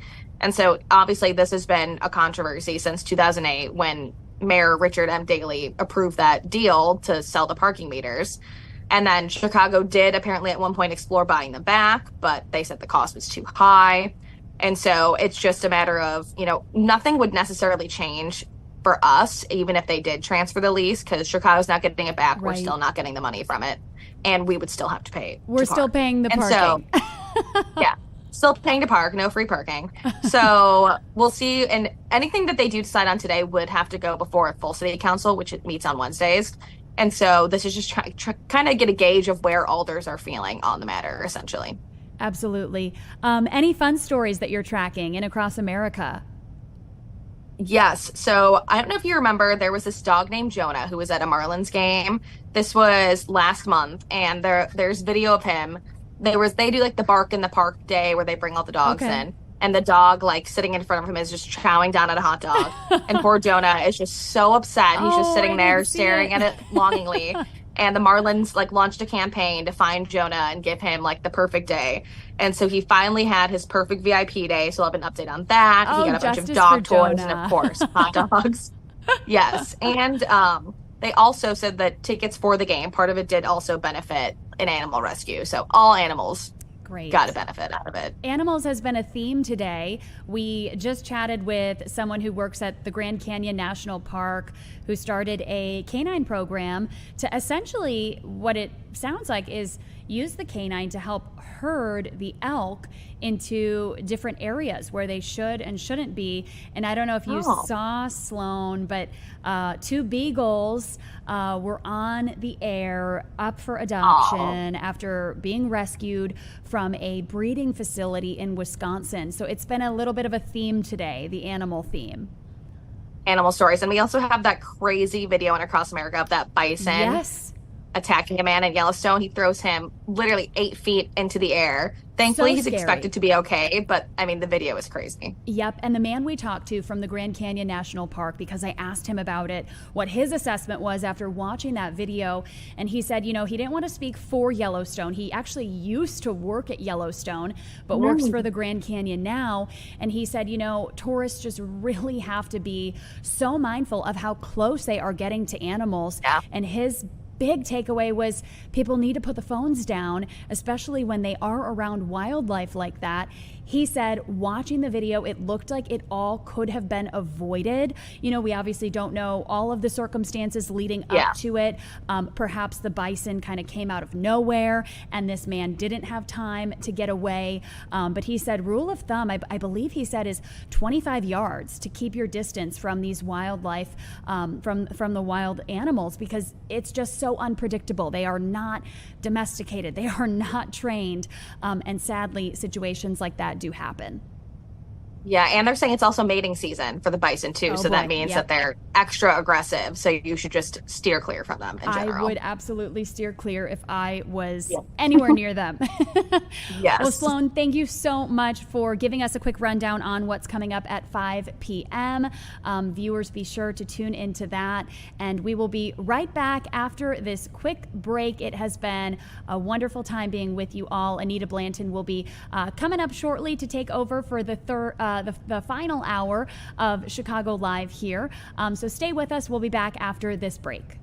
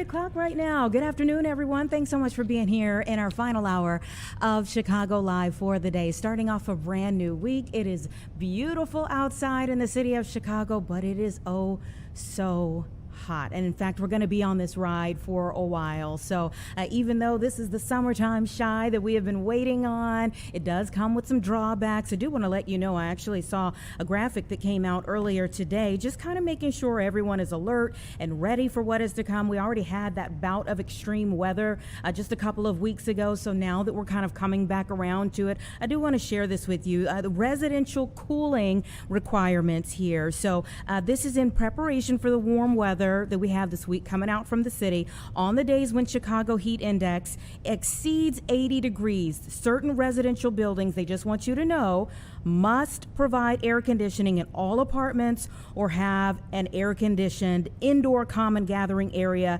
known as a cooling center. We often talk to you about cooling centers. So some of the building requirements, they say that they, the buildings are operated as housing for older persons under the Federal Fair Housing Housing Act, that falls under that category of what could be a cooling center. Buildings with 100 or more apartments. That's quite a few here in the city. Buildings more than 80 feet in height. Again, several of them. If your home is dangerously hot, you want to use 311, not 911. Okay, unless it is an absolute emergency, but 311 while we have this kind of extreme heat coming back to us. That helps you to find the location of the nearest city cooling center. They'll give it to you. You can let them know where you are. They'll let you know what is the closest cooling center to you. To report a violation of the cooling requirements, you could call 311 for that as well, or to request a senior well-being check. You know, if you notice that you have a neighbor who you haven't seen in a while, maybe you go over, knock on the door, no one comes to the door, maybe call 311 in that instance so that they can get some help, okay?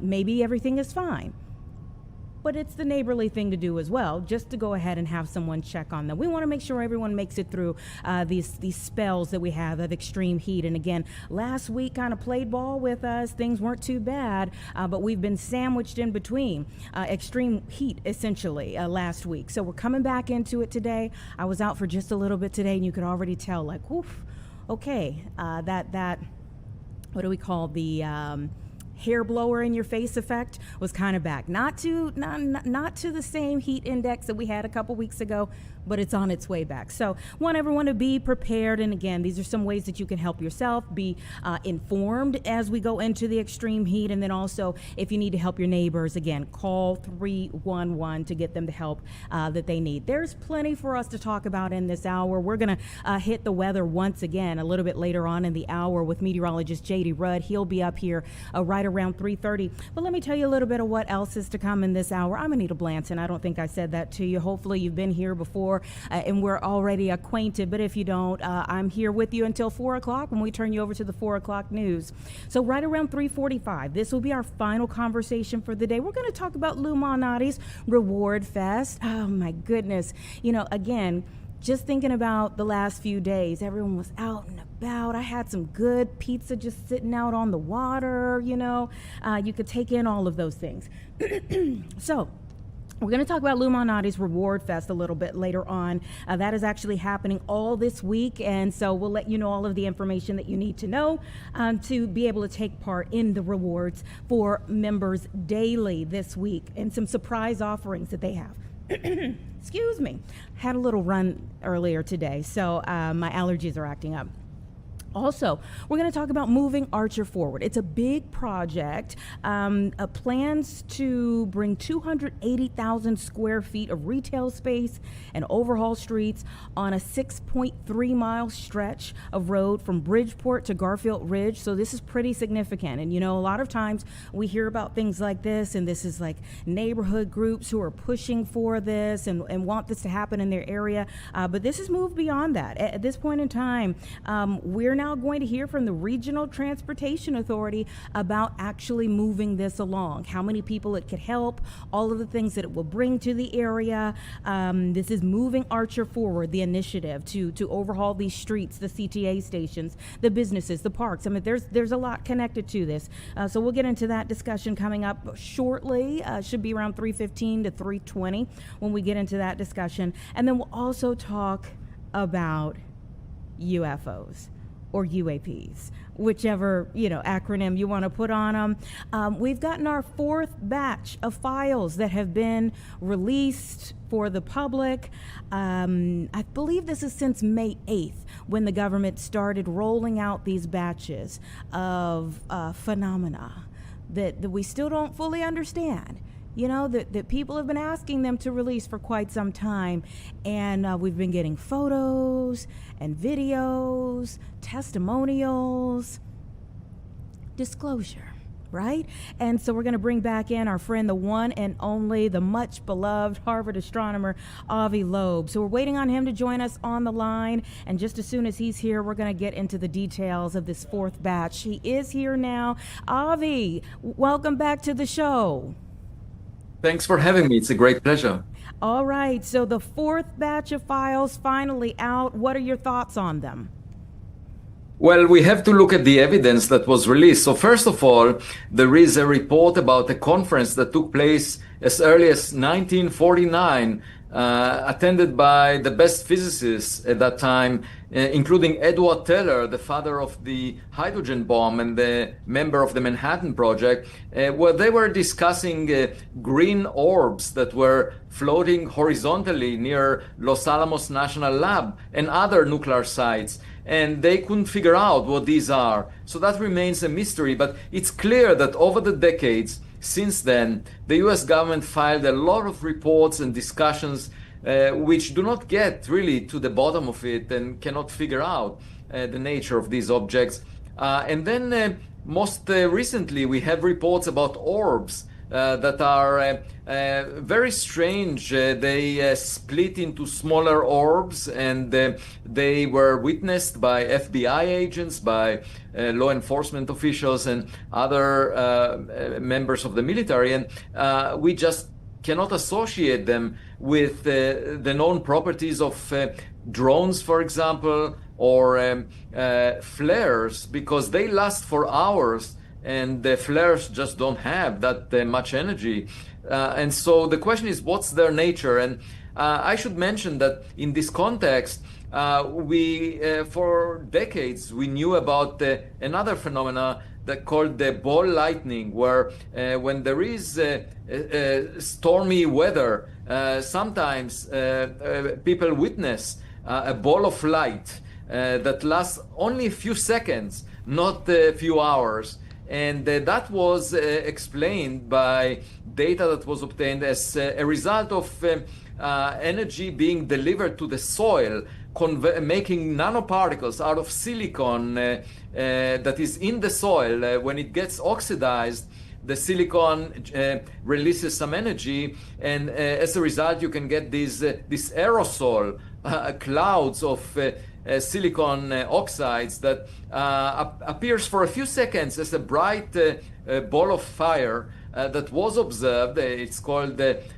ball lightning, but it doesn't resemble these UAP orbs that are lasting much longer. However, it may be a natural phenomena similar to this one that is longer lasting. We just don't know, but it's puzzling, and we need to get better data to figure it out. So I would say at the moment, it's the evidence is intriguing, but it doesn't imply necessarily non-human made technologies. For that, we need better data.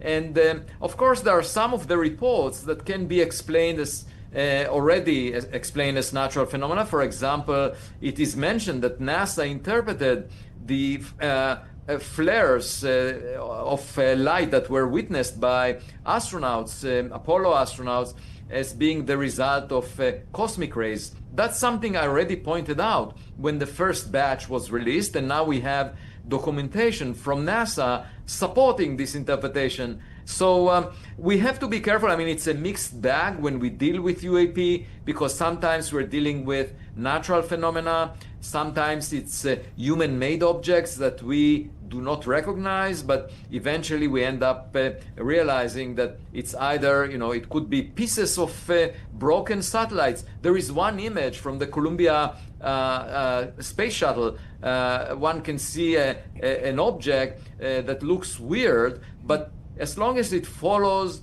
the gravity of the Earth and doesn't deviate, it doesn't maneuver, I would argue that it's just space trash, because we know about 40,000 pieces of space trash bigger than 10 centimeters, bigger than the palm of your hand. And those are just fragments from broken satellites. We know that there are plenty of those, and every now and then you might see a big one, and as long as it follows gravity, then it's nothing unusual. It's human-made technological pieces of objects that are not functioning anymore. So I think we should be careful in the interpretation, but nevertheless, there are still some objects that we cannot figure out. And the goal of the Council for UAP Science that I established to advise the US government is to either look at the existing data, analyze it, and try to see if we can understand it, or advise the Pentagon what kind of instruments are needed to be employed, what kind of sensors can be used to get to the bottom of it, because it's a detective story and the evidence should guide us, not what people say on social media. That's completely irrelevant. And I see a lot of people jumping up and down on social media with all kinds of opinions, but that's irrelevant. You know, the realization that the sun doesn't revolve around the earth resulted from data, from observing through instruments. That's what Galileo did with his telescope. And it's really not up to popular opinion as to whether we have a neighbor or not. We need to figure it out from data collected by instruments. Yeah, but that's one of the things about finally releasing this is we can get to the bottom of one way or the other, whether it's actually something that would guide us to think that there is, that we're not alone, or that would kind of put to rest some of the things that are, in terms of rumors, floating out there. So you mentioned NASA, and I do see that, some of the debriefings from the Apollo 14 and Apollo 17 missions are what you were speaking of there, what you were alluding to there. Let me ask you this, from the first batch of files to the fourth batch, what do you think are some of the biggest revelations that have come from them thus far? Well, first, we know that the U.S. government discussed this subject seriously because the reports came from reliable sources. And the fact that there was a taboo on this subject in the public discourse, the fact that it was ridiculed, it looks a bit strange given the evidence and the fact that, physicists, serious scientists were trying to figure it out and couldn't. This subject is a serious matter because when we see objects hovering over strategic assets of the United States, some of those may be drones produced by adversarial nations spying on these assets. And we need to get to the bottom of the nature of these objects. That's why, even in the down-to-earth interpretation of these objects, which says these are human-made, we need to find out indeed whether that's the case, because it's a matter of national security. And I would feel that my time is not wasted as a scientist contributing to the mission of the Pentagon, the intelligence agencies, as an American citizen.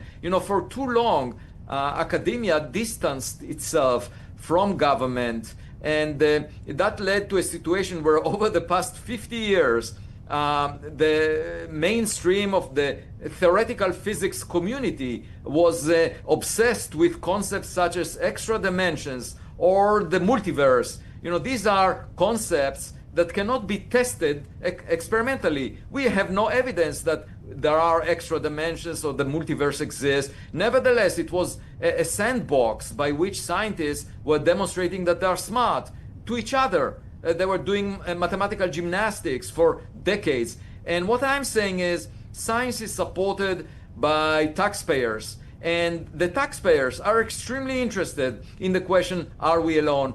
And the US government detects anomalies, anomalous objects. So it is our duty, it is my duty as a scientist, a physicist, to help the US government figure out and be relevant to society, because this is a question that the public cares about. And here I am to, first of all, serve the US government in its mission, but also clarify whether we are dealing with any clues that may indicate that we are visited by products of another civilization. Because if we find that to be the case, it would be the biggest discovery ever made in science. It would inform us that we might not be at the top of the food chain, cosmologically speaking. And moreover, to any religious person, it would imply that God is a parent that doesn't have a single child. We have siblings out there. I love that. I love that. Let's talk about this jellyfish UAP that has just really gotten a lot of conversation online. This floating brain.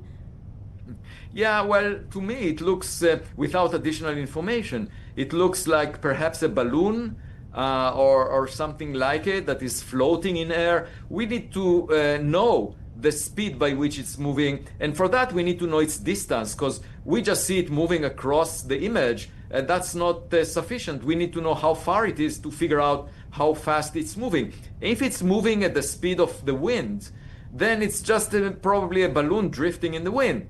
If it maneuvers relative to the air, that's a different matter. So we are lacking the information. And so my council requested more than 50 items of information from the US government in recent weeks, in addition to proposing new sensors that they can use. And we are waiting for any additional information that might be shared with us, because the quality of our deliberations will reflect the quality of the data that we have. You know, the only place where you can make progress without data is politics or religion. In those areas, it's sufficient to have an opinion that is appealing to other people. So if you convince other people of some political statement, that's enough. You have your job done. The same about religion. You just need to convince a group of people to believe what you're saying. But in science, it's not about convincing other people just because the argument seems appealing to them. It's more about data. It's about information coming from an arbitrator, which is the physical reality that we live in. And we progress in terms of knowing more about our cosmic neighborhood just by collecting data with instruments, so that everyone will be on the same page. You know, if we, for example, will get a high-resolution image of a technological object, we could immediately tell whether it's human-made or something else. If we get access to materials from crash sites of some of these objects, we will be able to tell if these materials came from Earth or from another planet far away. It's relatively straightforward once you have good enough data. The problem is that most of the time in science, you don't have good enough data, so you live in an uncertainty. And a lot of people cannot tolerate that. They want certainty. They want instant gratification. So for them, you know, going to a Steven Spielberg's movie about Disclosure Day is satisfactory, because Steven Spielberg gives them the red meat that they want, and that's out of science fiction. So he just gives them the answer. He gives them images of aliens captured by humans. But in reality, we don't have such images. We have limited data. So we have to be patient. You know, it takes time to collect enough data. But once we have good enough information, maybe the government has it already, I haven't seen it, but once we will have that, you know, either now or in the future, everyone will be on the same page, because just like everyone is on the same page right now that the Earth moves around the sun. You know, everyone agrees to that. That's true. That's true. Now, I hear, Avi, before I let you go, that as the universe would have it, you are going to be throwing out the first pitch for an Astros game. Yeah, well, it's really interesting that a lot of people are inspired by my research. And yeah, I was contacted by the Houston Astros, and yeah, they asked me to go to their game against the Blue Jays from Toronto, and that's on August 3rd. And I will have a batting training a few hours before the game, and you know, that would be a fascinating experience. I look forward to that. There is one of their supporters is a fan of mine, and he will produce a suit for me associated with UAP. I look forward to that as well. And last night I was invited by an Italian officer in the Navy who invited me to the deck of a ship called the Amerigo Vespucci, which is parked for 3 days in the Boston Harbor. And he said, for many years I've been following your work, and it's really a great privilege for me to meet you. He invited me and my wife to dinner, and we went through that ship, and he gave me the seal of that ship, which says it's not the person who begins, it's the person who perseveres, meaning that history is made by people who persevere, not by those who just have the idea and start it. And I think it's very applicable to the study of UAP. And my hope is that the UAP Science Advisory Council will persevere We will get to the bottom of it. It's not just it's not just asking the question, it's answering it. And so let's see what we will find, and I'll be glad to speak with you again about the findings. Well, we would love to have you back here as often as possible, Avi. You are certainly a friend of the show, and congratulations on everything. When I heard that you were going to be throwing out the first pitch for the Astros game, I'm like, God, it is Avi's year. You've been in the movie and the White House Council, and now this. So just remember the little people, okay? Just remember the little people here on Chicago Live. The best is yet to come. I should say that the most important thing for me is to figure out the answer to what is the nature of these UAP, and are we being visited? Everything else is dwarfed relative to that. Well, we love having you on the show. We love seeing all of the things that you're up to and hearing about the new revelations as well. So we will see you again soon. Thank you so much for your time today. Thanks for having me. All right, take care. It's 3:22, everyone. Let's take a 2-minute break before we get into our next discussion about moving Archer forward.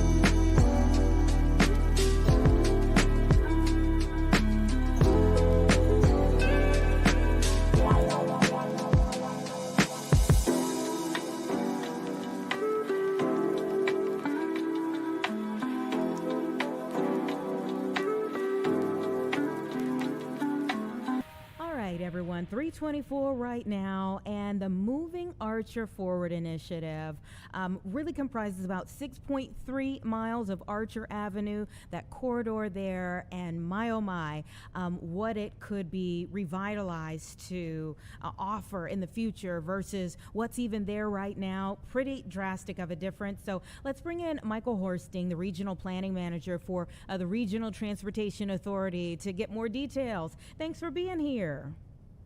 Yes, thank you so much for the invitation. Happy to be here. Tell me how long this has been in the making, that we even get to this point of moving Archer forward. Sure. Yeah, great question, because this has been in the making for quite some time now. We partnered with the City of Chicago Department of Planning and Development nearly 2 years ago now, when we first started talking about developing a new vision and a new plan for the future of Archer.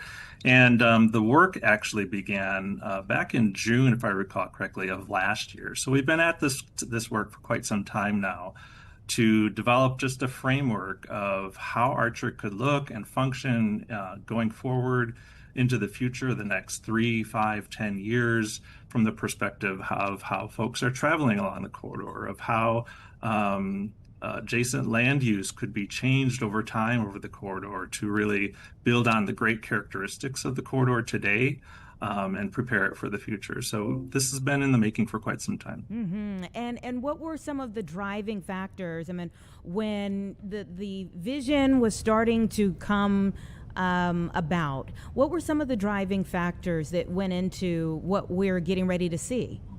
Sure. Yeah, well, I would have to say the key driving factor was really listening to the residents and business owners and folks from the community along Archer. As you mentioned earlier, this is a long stretch of Archer from Halstead all the way over to Cicero, and encompasses 4 different, neighborhoods. So there's great diversity along the corridor. And so we spent a lot of time talking with the residents and business owners. Last I heard, we're pushing about 3,000 different voices about how Archer could look and how it could feel. We did, individual meetings with folks and focus group meetings and community-wide events. We went out to existing events, but also held events specific to this particular project. And we quickly learned some key themes that from the residents and business owners that, there's a desire for the corridor. It's vibrant today, but to keep it vibrant. And how can we think about the future of the corridor in a way that really supports the long-term needs of the residents and businesses and strengthens any gaps that may exist in the corridor from the development perspective, but also from the transportation perspective. We also heard that, safety was a big concern for folks traveling in the corridor, especially for people that were walking along the corridor or trying to cross from one side to the other, bicycling along the corridor. So that was a key theme. Try to find some ways and strategies that going forward into the future of the corridor could be safer to use for people regardless of how they travel the corridor. And then just the third theme, we're really centered on just the cultural identity. Again, I mentioned that there's such great diversity along the corridor of folks that live and work there, and how can we build on those strengths and improve public spaces perhaps, and how can we attract residents to better or engage more with the corridor and along the corridor, and even celebrate the diversity along the corridor today. Yeah, and I mean, how far away do you think these ideas are from actually being implemented? Yeah, great question. I think it all depends on all the different topics that are here. So there's a myriad of recommendations that are evolving out of the corridor, from some really small scale improvements to pedestrian crossings, for example, or making some modifications to an intersection so the visibility of someone traveling or crossing the corridor is greater. And those things can happen pretty quickly, right? So these are many of these projects would fall within the city Department of Transportation or the city's Department of Planning and Development. So there's some really quick wins here that could happen from those smaller scale projects, but some of the larger projects require a lot more time and a lot more leeway to get them off the ground. There's some really inspirational ideas here about what future development could look like. We heard that housing is in great need in these communities, and so we kind of worked with the community to conceptualize what some new development along the corridor could look like. There's some vacant parcels, for example, along the corridor that could be redeveloped into perhaps an apartment building or some sort of mixed-use development. There's also land surrounding some of the Orange Line stations, and so how can we create more places for people to live and work, right adjacent to those Orange Line stations? So it really catalyzes the ability for folks to live and work in the context of transit. So those types of projects will take a number of years. So, attracting development, making sure that the land use policy is developed in a way that aligns with the vision that was developed for the corridor. So some projects can be quick wins, but some of these bigger ideas may take a bit of time. It could be 5-10 years before some of these items take place. And I ask that because, we can have, and I say we as in the residents, can have a wonderful idea and we feel like, yeah, you are championing our idea, but we do have a love-hate relationship with construction. For sure. So whether it's the inconvenience of it or the noise or, parking spaces, so many things come with that. So, then people start to wonder, when is this going to be over? When is this going to be, how long long is this going to be going on? Right. Yeah, for sure. Change is hard, and especially during construction, right? As you mentioned, those are just challenging times that make you sometimes regret, making a decision to begin with. And we heard a little bit about that through this development of this plan. Years ago, the city of Chicago had decided to make some bicycle improvements along Archer, I think between 47th and Western, and that roadway construction started during the process of this planning study, and so folks took an opportunity to come out and tell us about that too, even though it wasn't really related to our planning study and the visioning work that we were doing. But yeah, it's difficult to go through change, so we're really focusing on what is that destination in the future, and it's also not a good idea necessarily for any community in the city to remain stagnant either. So we have to develop over time, change over time, or the world is just going to change around us. Oh, that is true. That is true. I would love to hear more about how you all are looking at CTA stations and kind of reimagining them with this project. Sure. Yeah. There are not all the Orange Line stations align with this corridor study, but a number of them do, right? They're right adjacent to the corridor itself. And, these stations have, some of them have a large footprint, larger maybe than the typical L station along other lines or in other parts of the city. So it was an opportunity really for the planning team to think through, how can we use maybe a little piece of this footprint a little differently. And so there are a couple of concepts that were developed in partnership with the residents and with the CTA staff, of course, to carve out a section perhaps of a station footprint that maybe is underutilized, and how can we create a space for residents to gather. Maybe it's a plaza space, it's an opportunity or a new place where folks can come and set up a festival or a market of some sort, or hold an artist event. Just creating more spaces where residents can get together. And, that was a theme we heard from the community engagement, that gathering spaces were challenging to find along the corridor. So again, all while still maintaining the operations that CTA needs, not interfering with any bus services that are coming in out of those station areas, not interfering with the Orange Line effectiveness and the operations of that line, but still, there are little spaces here and there that could be thought of differently and create more welcoming activation space adjacent to the Orange Line. So that was a fun exercise to work through. Fun, right. So before I let you go, I see there is an online public survey for this. Can you tell us about that, where people need to go to be able to give their input? Yeah. Thanks for bringing that up. We did open up a public comment period. The city is calling it a public comment period that opened up on the 6th of July and is lasting for 30 days. So anyone can, do a search for Moving Archer Forward, which is the name of this project, the name of this plan.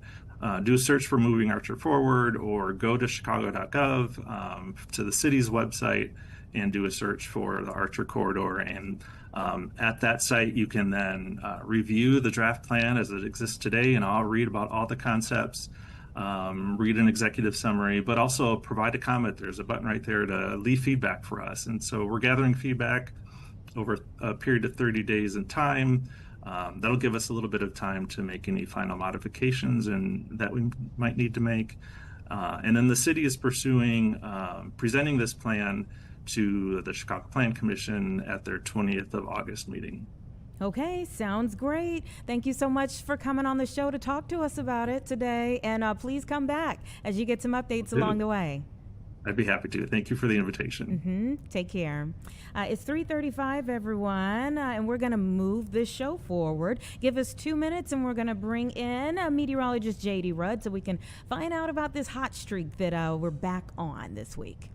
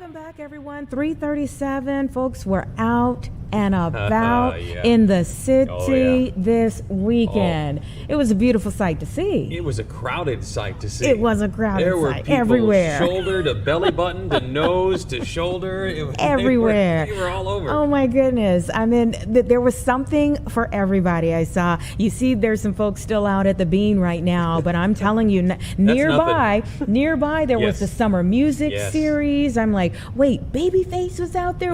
Common was out there. I saw so many great performers that were out there this weekend. Taste of Chicago right around the corner from there, and it was bustling. Oh, I went down there. I did, and that's where I was shoulder to belly, button to nose. Yeah, and we were sweating it. It wasn't that bad actually up against the lake, but when you put that many of your close friends next to each other and all the grills and the food items are going, it's a little bit. Your close friends, right? They're real your close friends. People you didn't know you had who were friends. Oh, hi, sir. Can I help you? Exactly. Yeah, you can just rub on. Go right ahead. What was the best thing you ate there? See, I waited so long in some of the lines. I only had a small amount of time, and the lines. I was like, I didn't expect the lines at every place to be. I had a couple of things I wanted to target. There was some barbecue I was going after, a couple, and I'm like, I'm gonna have to wait. Yeah, that happens. That happens. And I was telling JD, I went over to the Obama Presidential Center, similar experience where it was like the first hour, like lollygagging, like, oh, this is wonderful. The campus is beautiful. The people are beautiful. All of the things. And then it was like, oh, we're closing at the what? Rush around, get to everything you could.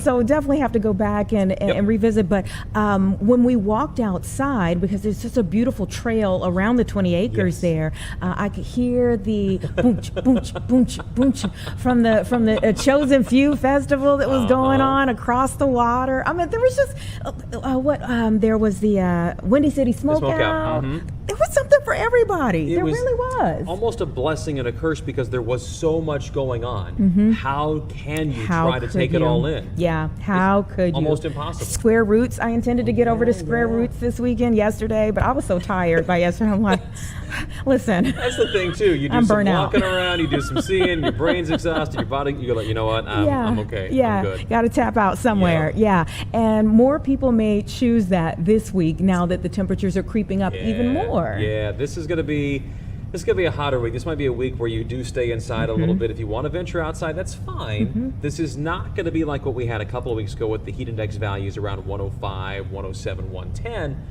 but it's still going to get hot. Yeah, you can feel the difference. When I stepped out today for a walk, I was like, ooh, the hair dryer in my face is back. Yeah, not a lot of wind, but still. No, and that's I think the other big difference this time around too is the wind is not very strong. So it's some stagnant air just sitting on top of you. You see the temperatures right now, most of us are around 90 degrees.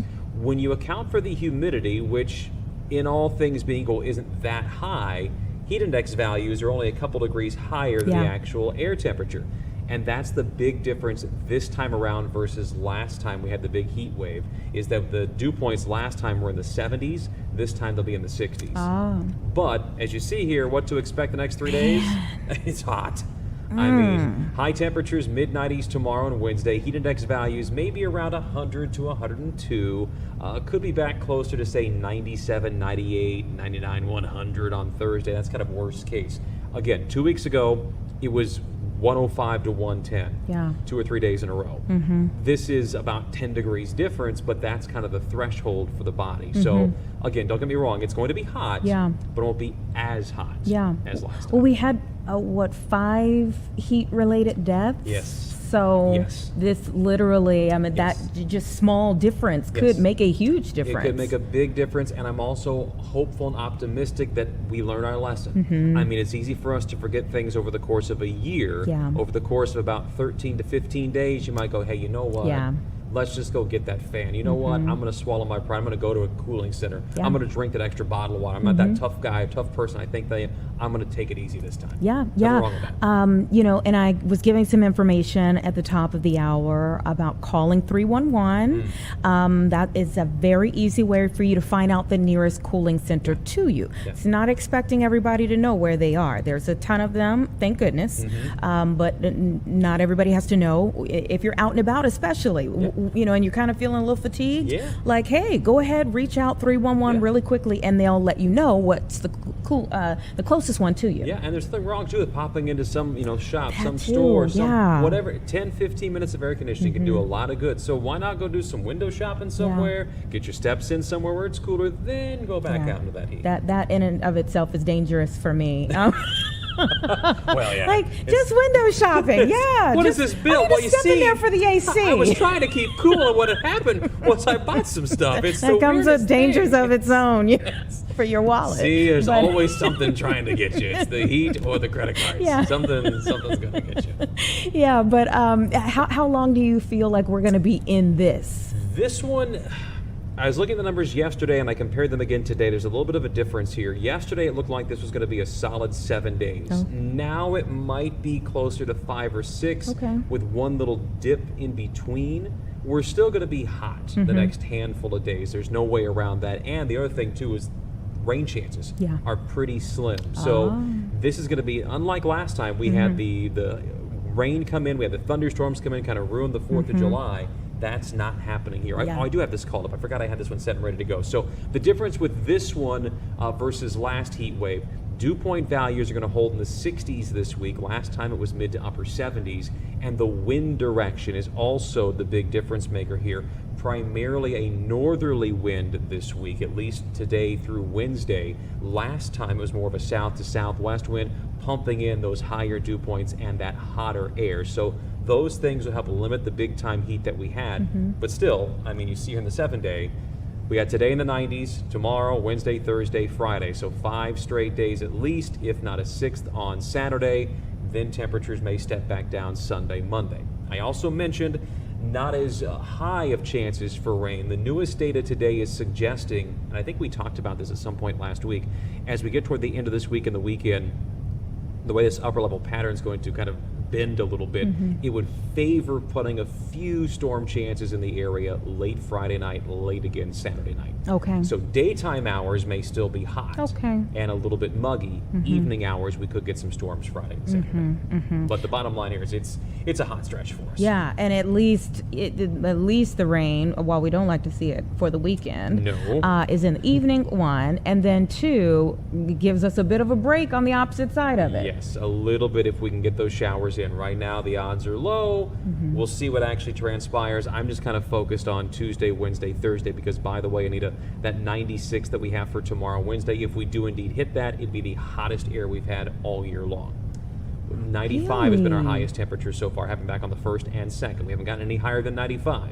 So if we hit 96 or higher, it'd be the hottest day of the year. So, and that can happen, and if I can go off on a small tangent, when you have lower dew points, you can heat that air more. It's like a pot of water. The less water in there, the faster you can heat that up. So in the atmosphere, when you have higher dew points, it takes longer to heat things up. Your temperature can't get as high. This week, we're going to have lower dew points, less water in the pot. So when you are cooking it, you can heat it up faster, which gives us a better chance of getting to 96, 97, maybe even 98 degrees in some cases, which would then be the hottest day of the year. And as you're saying that, I'm thinking it's honestly the same analogy for staying hydrated during all of this. The less you have, your body is heating up. Yes. And it's that same. So please, and not just we gave you the information about cooling centers. Make sure you're staying hydrated, and we don't mean hydrated with stuff that. Just because it's a liquid beverage doesn't mean it's hydrating you. Water, everybody, water, electrolytes, all of those things to help you through this stretch that we're on. We always say, we wait. We wait for forever. this. and then it has its own issues. We have a new set of things to remind you about, to be concerned about, and check on your neighbors. This is the time period when you got to check on your neighbors too, especially your elderly neighbors. But keep the pets in mind. Don't leave the kids in the car. Those kind of things. Do this back of your hand test on the concrete before walking the dogs. All these summer type things that we deal with for a handful of weeks every year. I saw some people with the little baggies over their dog's paws this weekend. I said, smart. Very smart idea. I saw that too. I was like, oh yeah, dog shoes. Excellent idea. Yeah, make sure their paws are okay too. Okay, so some things to think about as we get ready ready for yet another stretch, but hopefully the last one prepared us well for what is to come, and we know you're always helping us through We're it. keeping eyes on it for sure. I do want to make a programming note because we haven't said much about it. This will be my last week filling in for Emily because she makes her return this Sunday, and she'll be back sitting up here with you next week. Okay. So can you believe that amount of time? Well, and by then I won't be here. But we'll talk about that later in the week. Changes. We'll talk about that later this week. So, okay, all right. Emily's on her way back. Yes. He's not going far. I'll be around. I'll be around. We have enjoyed you. Let me say that very seriously. You have been a wonderful addition. Yes, you came here temporarily, but you have been a wonderful addition to our station. Off air, you were complaining about that heat. You said it was all my fault. Well, for the record, he was a good addition. We hope to keep you around, but so thank you for everything. All right, everybody, give us 2 minutes. We'll be back with our final conversation here on the show.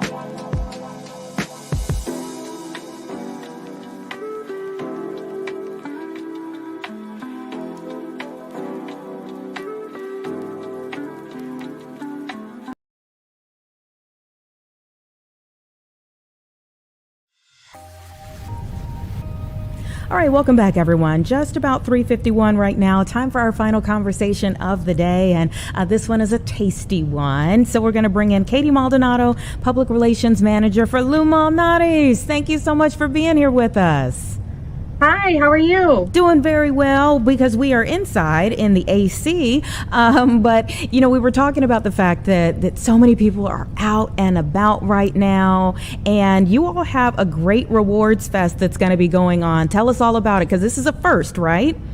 Yes. So this is our first ever Lou's Rewards Fest. We are very excited. It kicks off today. It goes through Sunday, July 19th. So it is a week full of surprises and offers and prizes just for our loyalty members. So it's built like a music festival, except the headliners are pizza deals. So how it works is a new surprise offer drops daily right into our members' accounts. You don't know what it is until it drops. We just had today's offer go live. It's a buy one, get one, medium or small cheese pizza. Okay, all right. So are we building through the week? Can you give that much away? Are we going to be building where it's cheese today, but maybe sausage by the end of the week?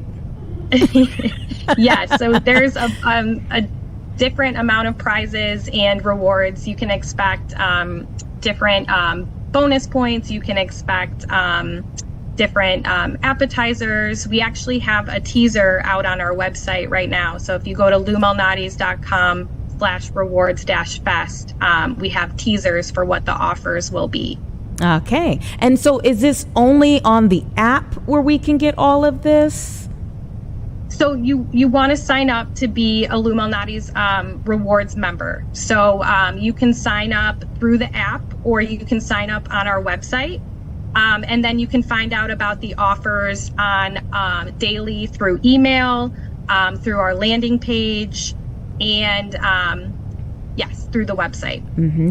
And so the offers, as I'm seeing here, again, we're not giving everything away, but also include a chance for quite the Chicago Getaway Prize. Yes. So that is our big prize. So all through the week, throughout the fest, if you sign up to be a rewards member, you can enter to win a full Chicago Getaway giveaway for 2 people. We're giving away 2 prize packages. So it includes a 2-night stay at the London House, Chicago, a $750 Visa gift card for travel expenses, a $100 gift card for Lou Malnati's, so your dinner will be set, and tickets to Second City and a Wendell boat tour. That sounds phenomenal. Honestly, it really does. Like a fantastic weekend that you've kind of got everything encompassed in one. I mean, the very little that you would need to do outside of this. So this is going on starting today, as you said. You all have already dropped the first offer today through, is it Sunday? Yep, through Sunday. And you can do the Chicago giveaway through Sunday as well. So you're automatically entered to win if you order through your rewards account, or you can go to our website and enter to win as well. Mm-hmm. And what made you all want to do something like this? Like, why now? Yeah, I think it's like summer is filled with festivals and neighborhood celebrations and gatherings, and we just wanted to do a fun way to give back to our loyal customers. And it's right in between the Taste of Chicago and Lollapalooza's coming up. So we thought it would be a fun way to give back to our customers. Mm-hmm. Now, let's say someone is in town right now, or they're planning a trip here, and they are seeing this as they're planning their trip, and they're thinking, oh, I got to put Lou Malnati's on my list of places to go. So maybe they're not already a rewards member, but they're trying to figure out of all the pizza places, like, what makes Lou Malnati's stand out? I'm asking this rhetorically because I know, but what would you all say makes Lou Malnati's stand out from the rest? Oh, I think, well, first of all, our crust. And, just our ingredients. We really care about, the ingredients that we're putting on our pizzas, and it's really about quality and just bringing people together is what we're all about. Well, we love it, and I hope that so many people take advantage of both the sweepstakes, the getaway prize package, but then also the loyalty rewards. Thank you so much for coming on the show to tell us about it. Yeah, thank you so much for having me. All right, take care. Everyone, give us 2 minutes, and we'll be back to close out the show.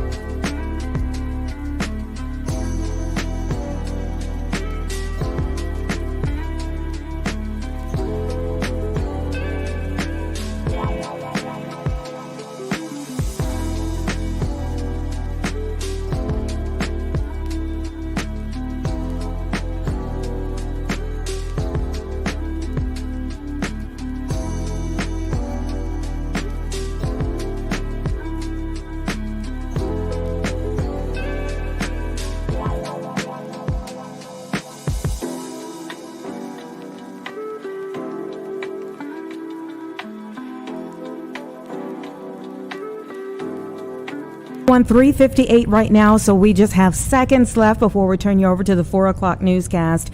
We do have several very serious stories that they're going to be giving you more information on. A decomposed body that was found over the weekend. Joni Lum is working on a follow-up to that. Some new information that we've gotten in the past couple of hours here. Leslie Moreno is working on a cat killer who was released. And Brett Bugansky is following up to City Council today. Some major hearings that were happening today. So we'll get all of that coming up next on the 4 o'clock show. And of course, we certainly hope to see you back here for another round of Chicago Live tomorrow from 1 to 4 p.m. See you then.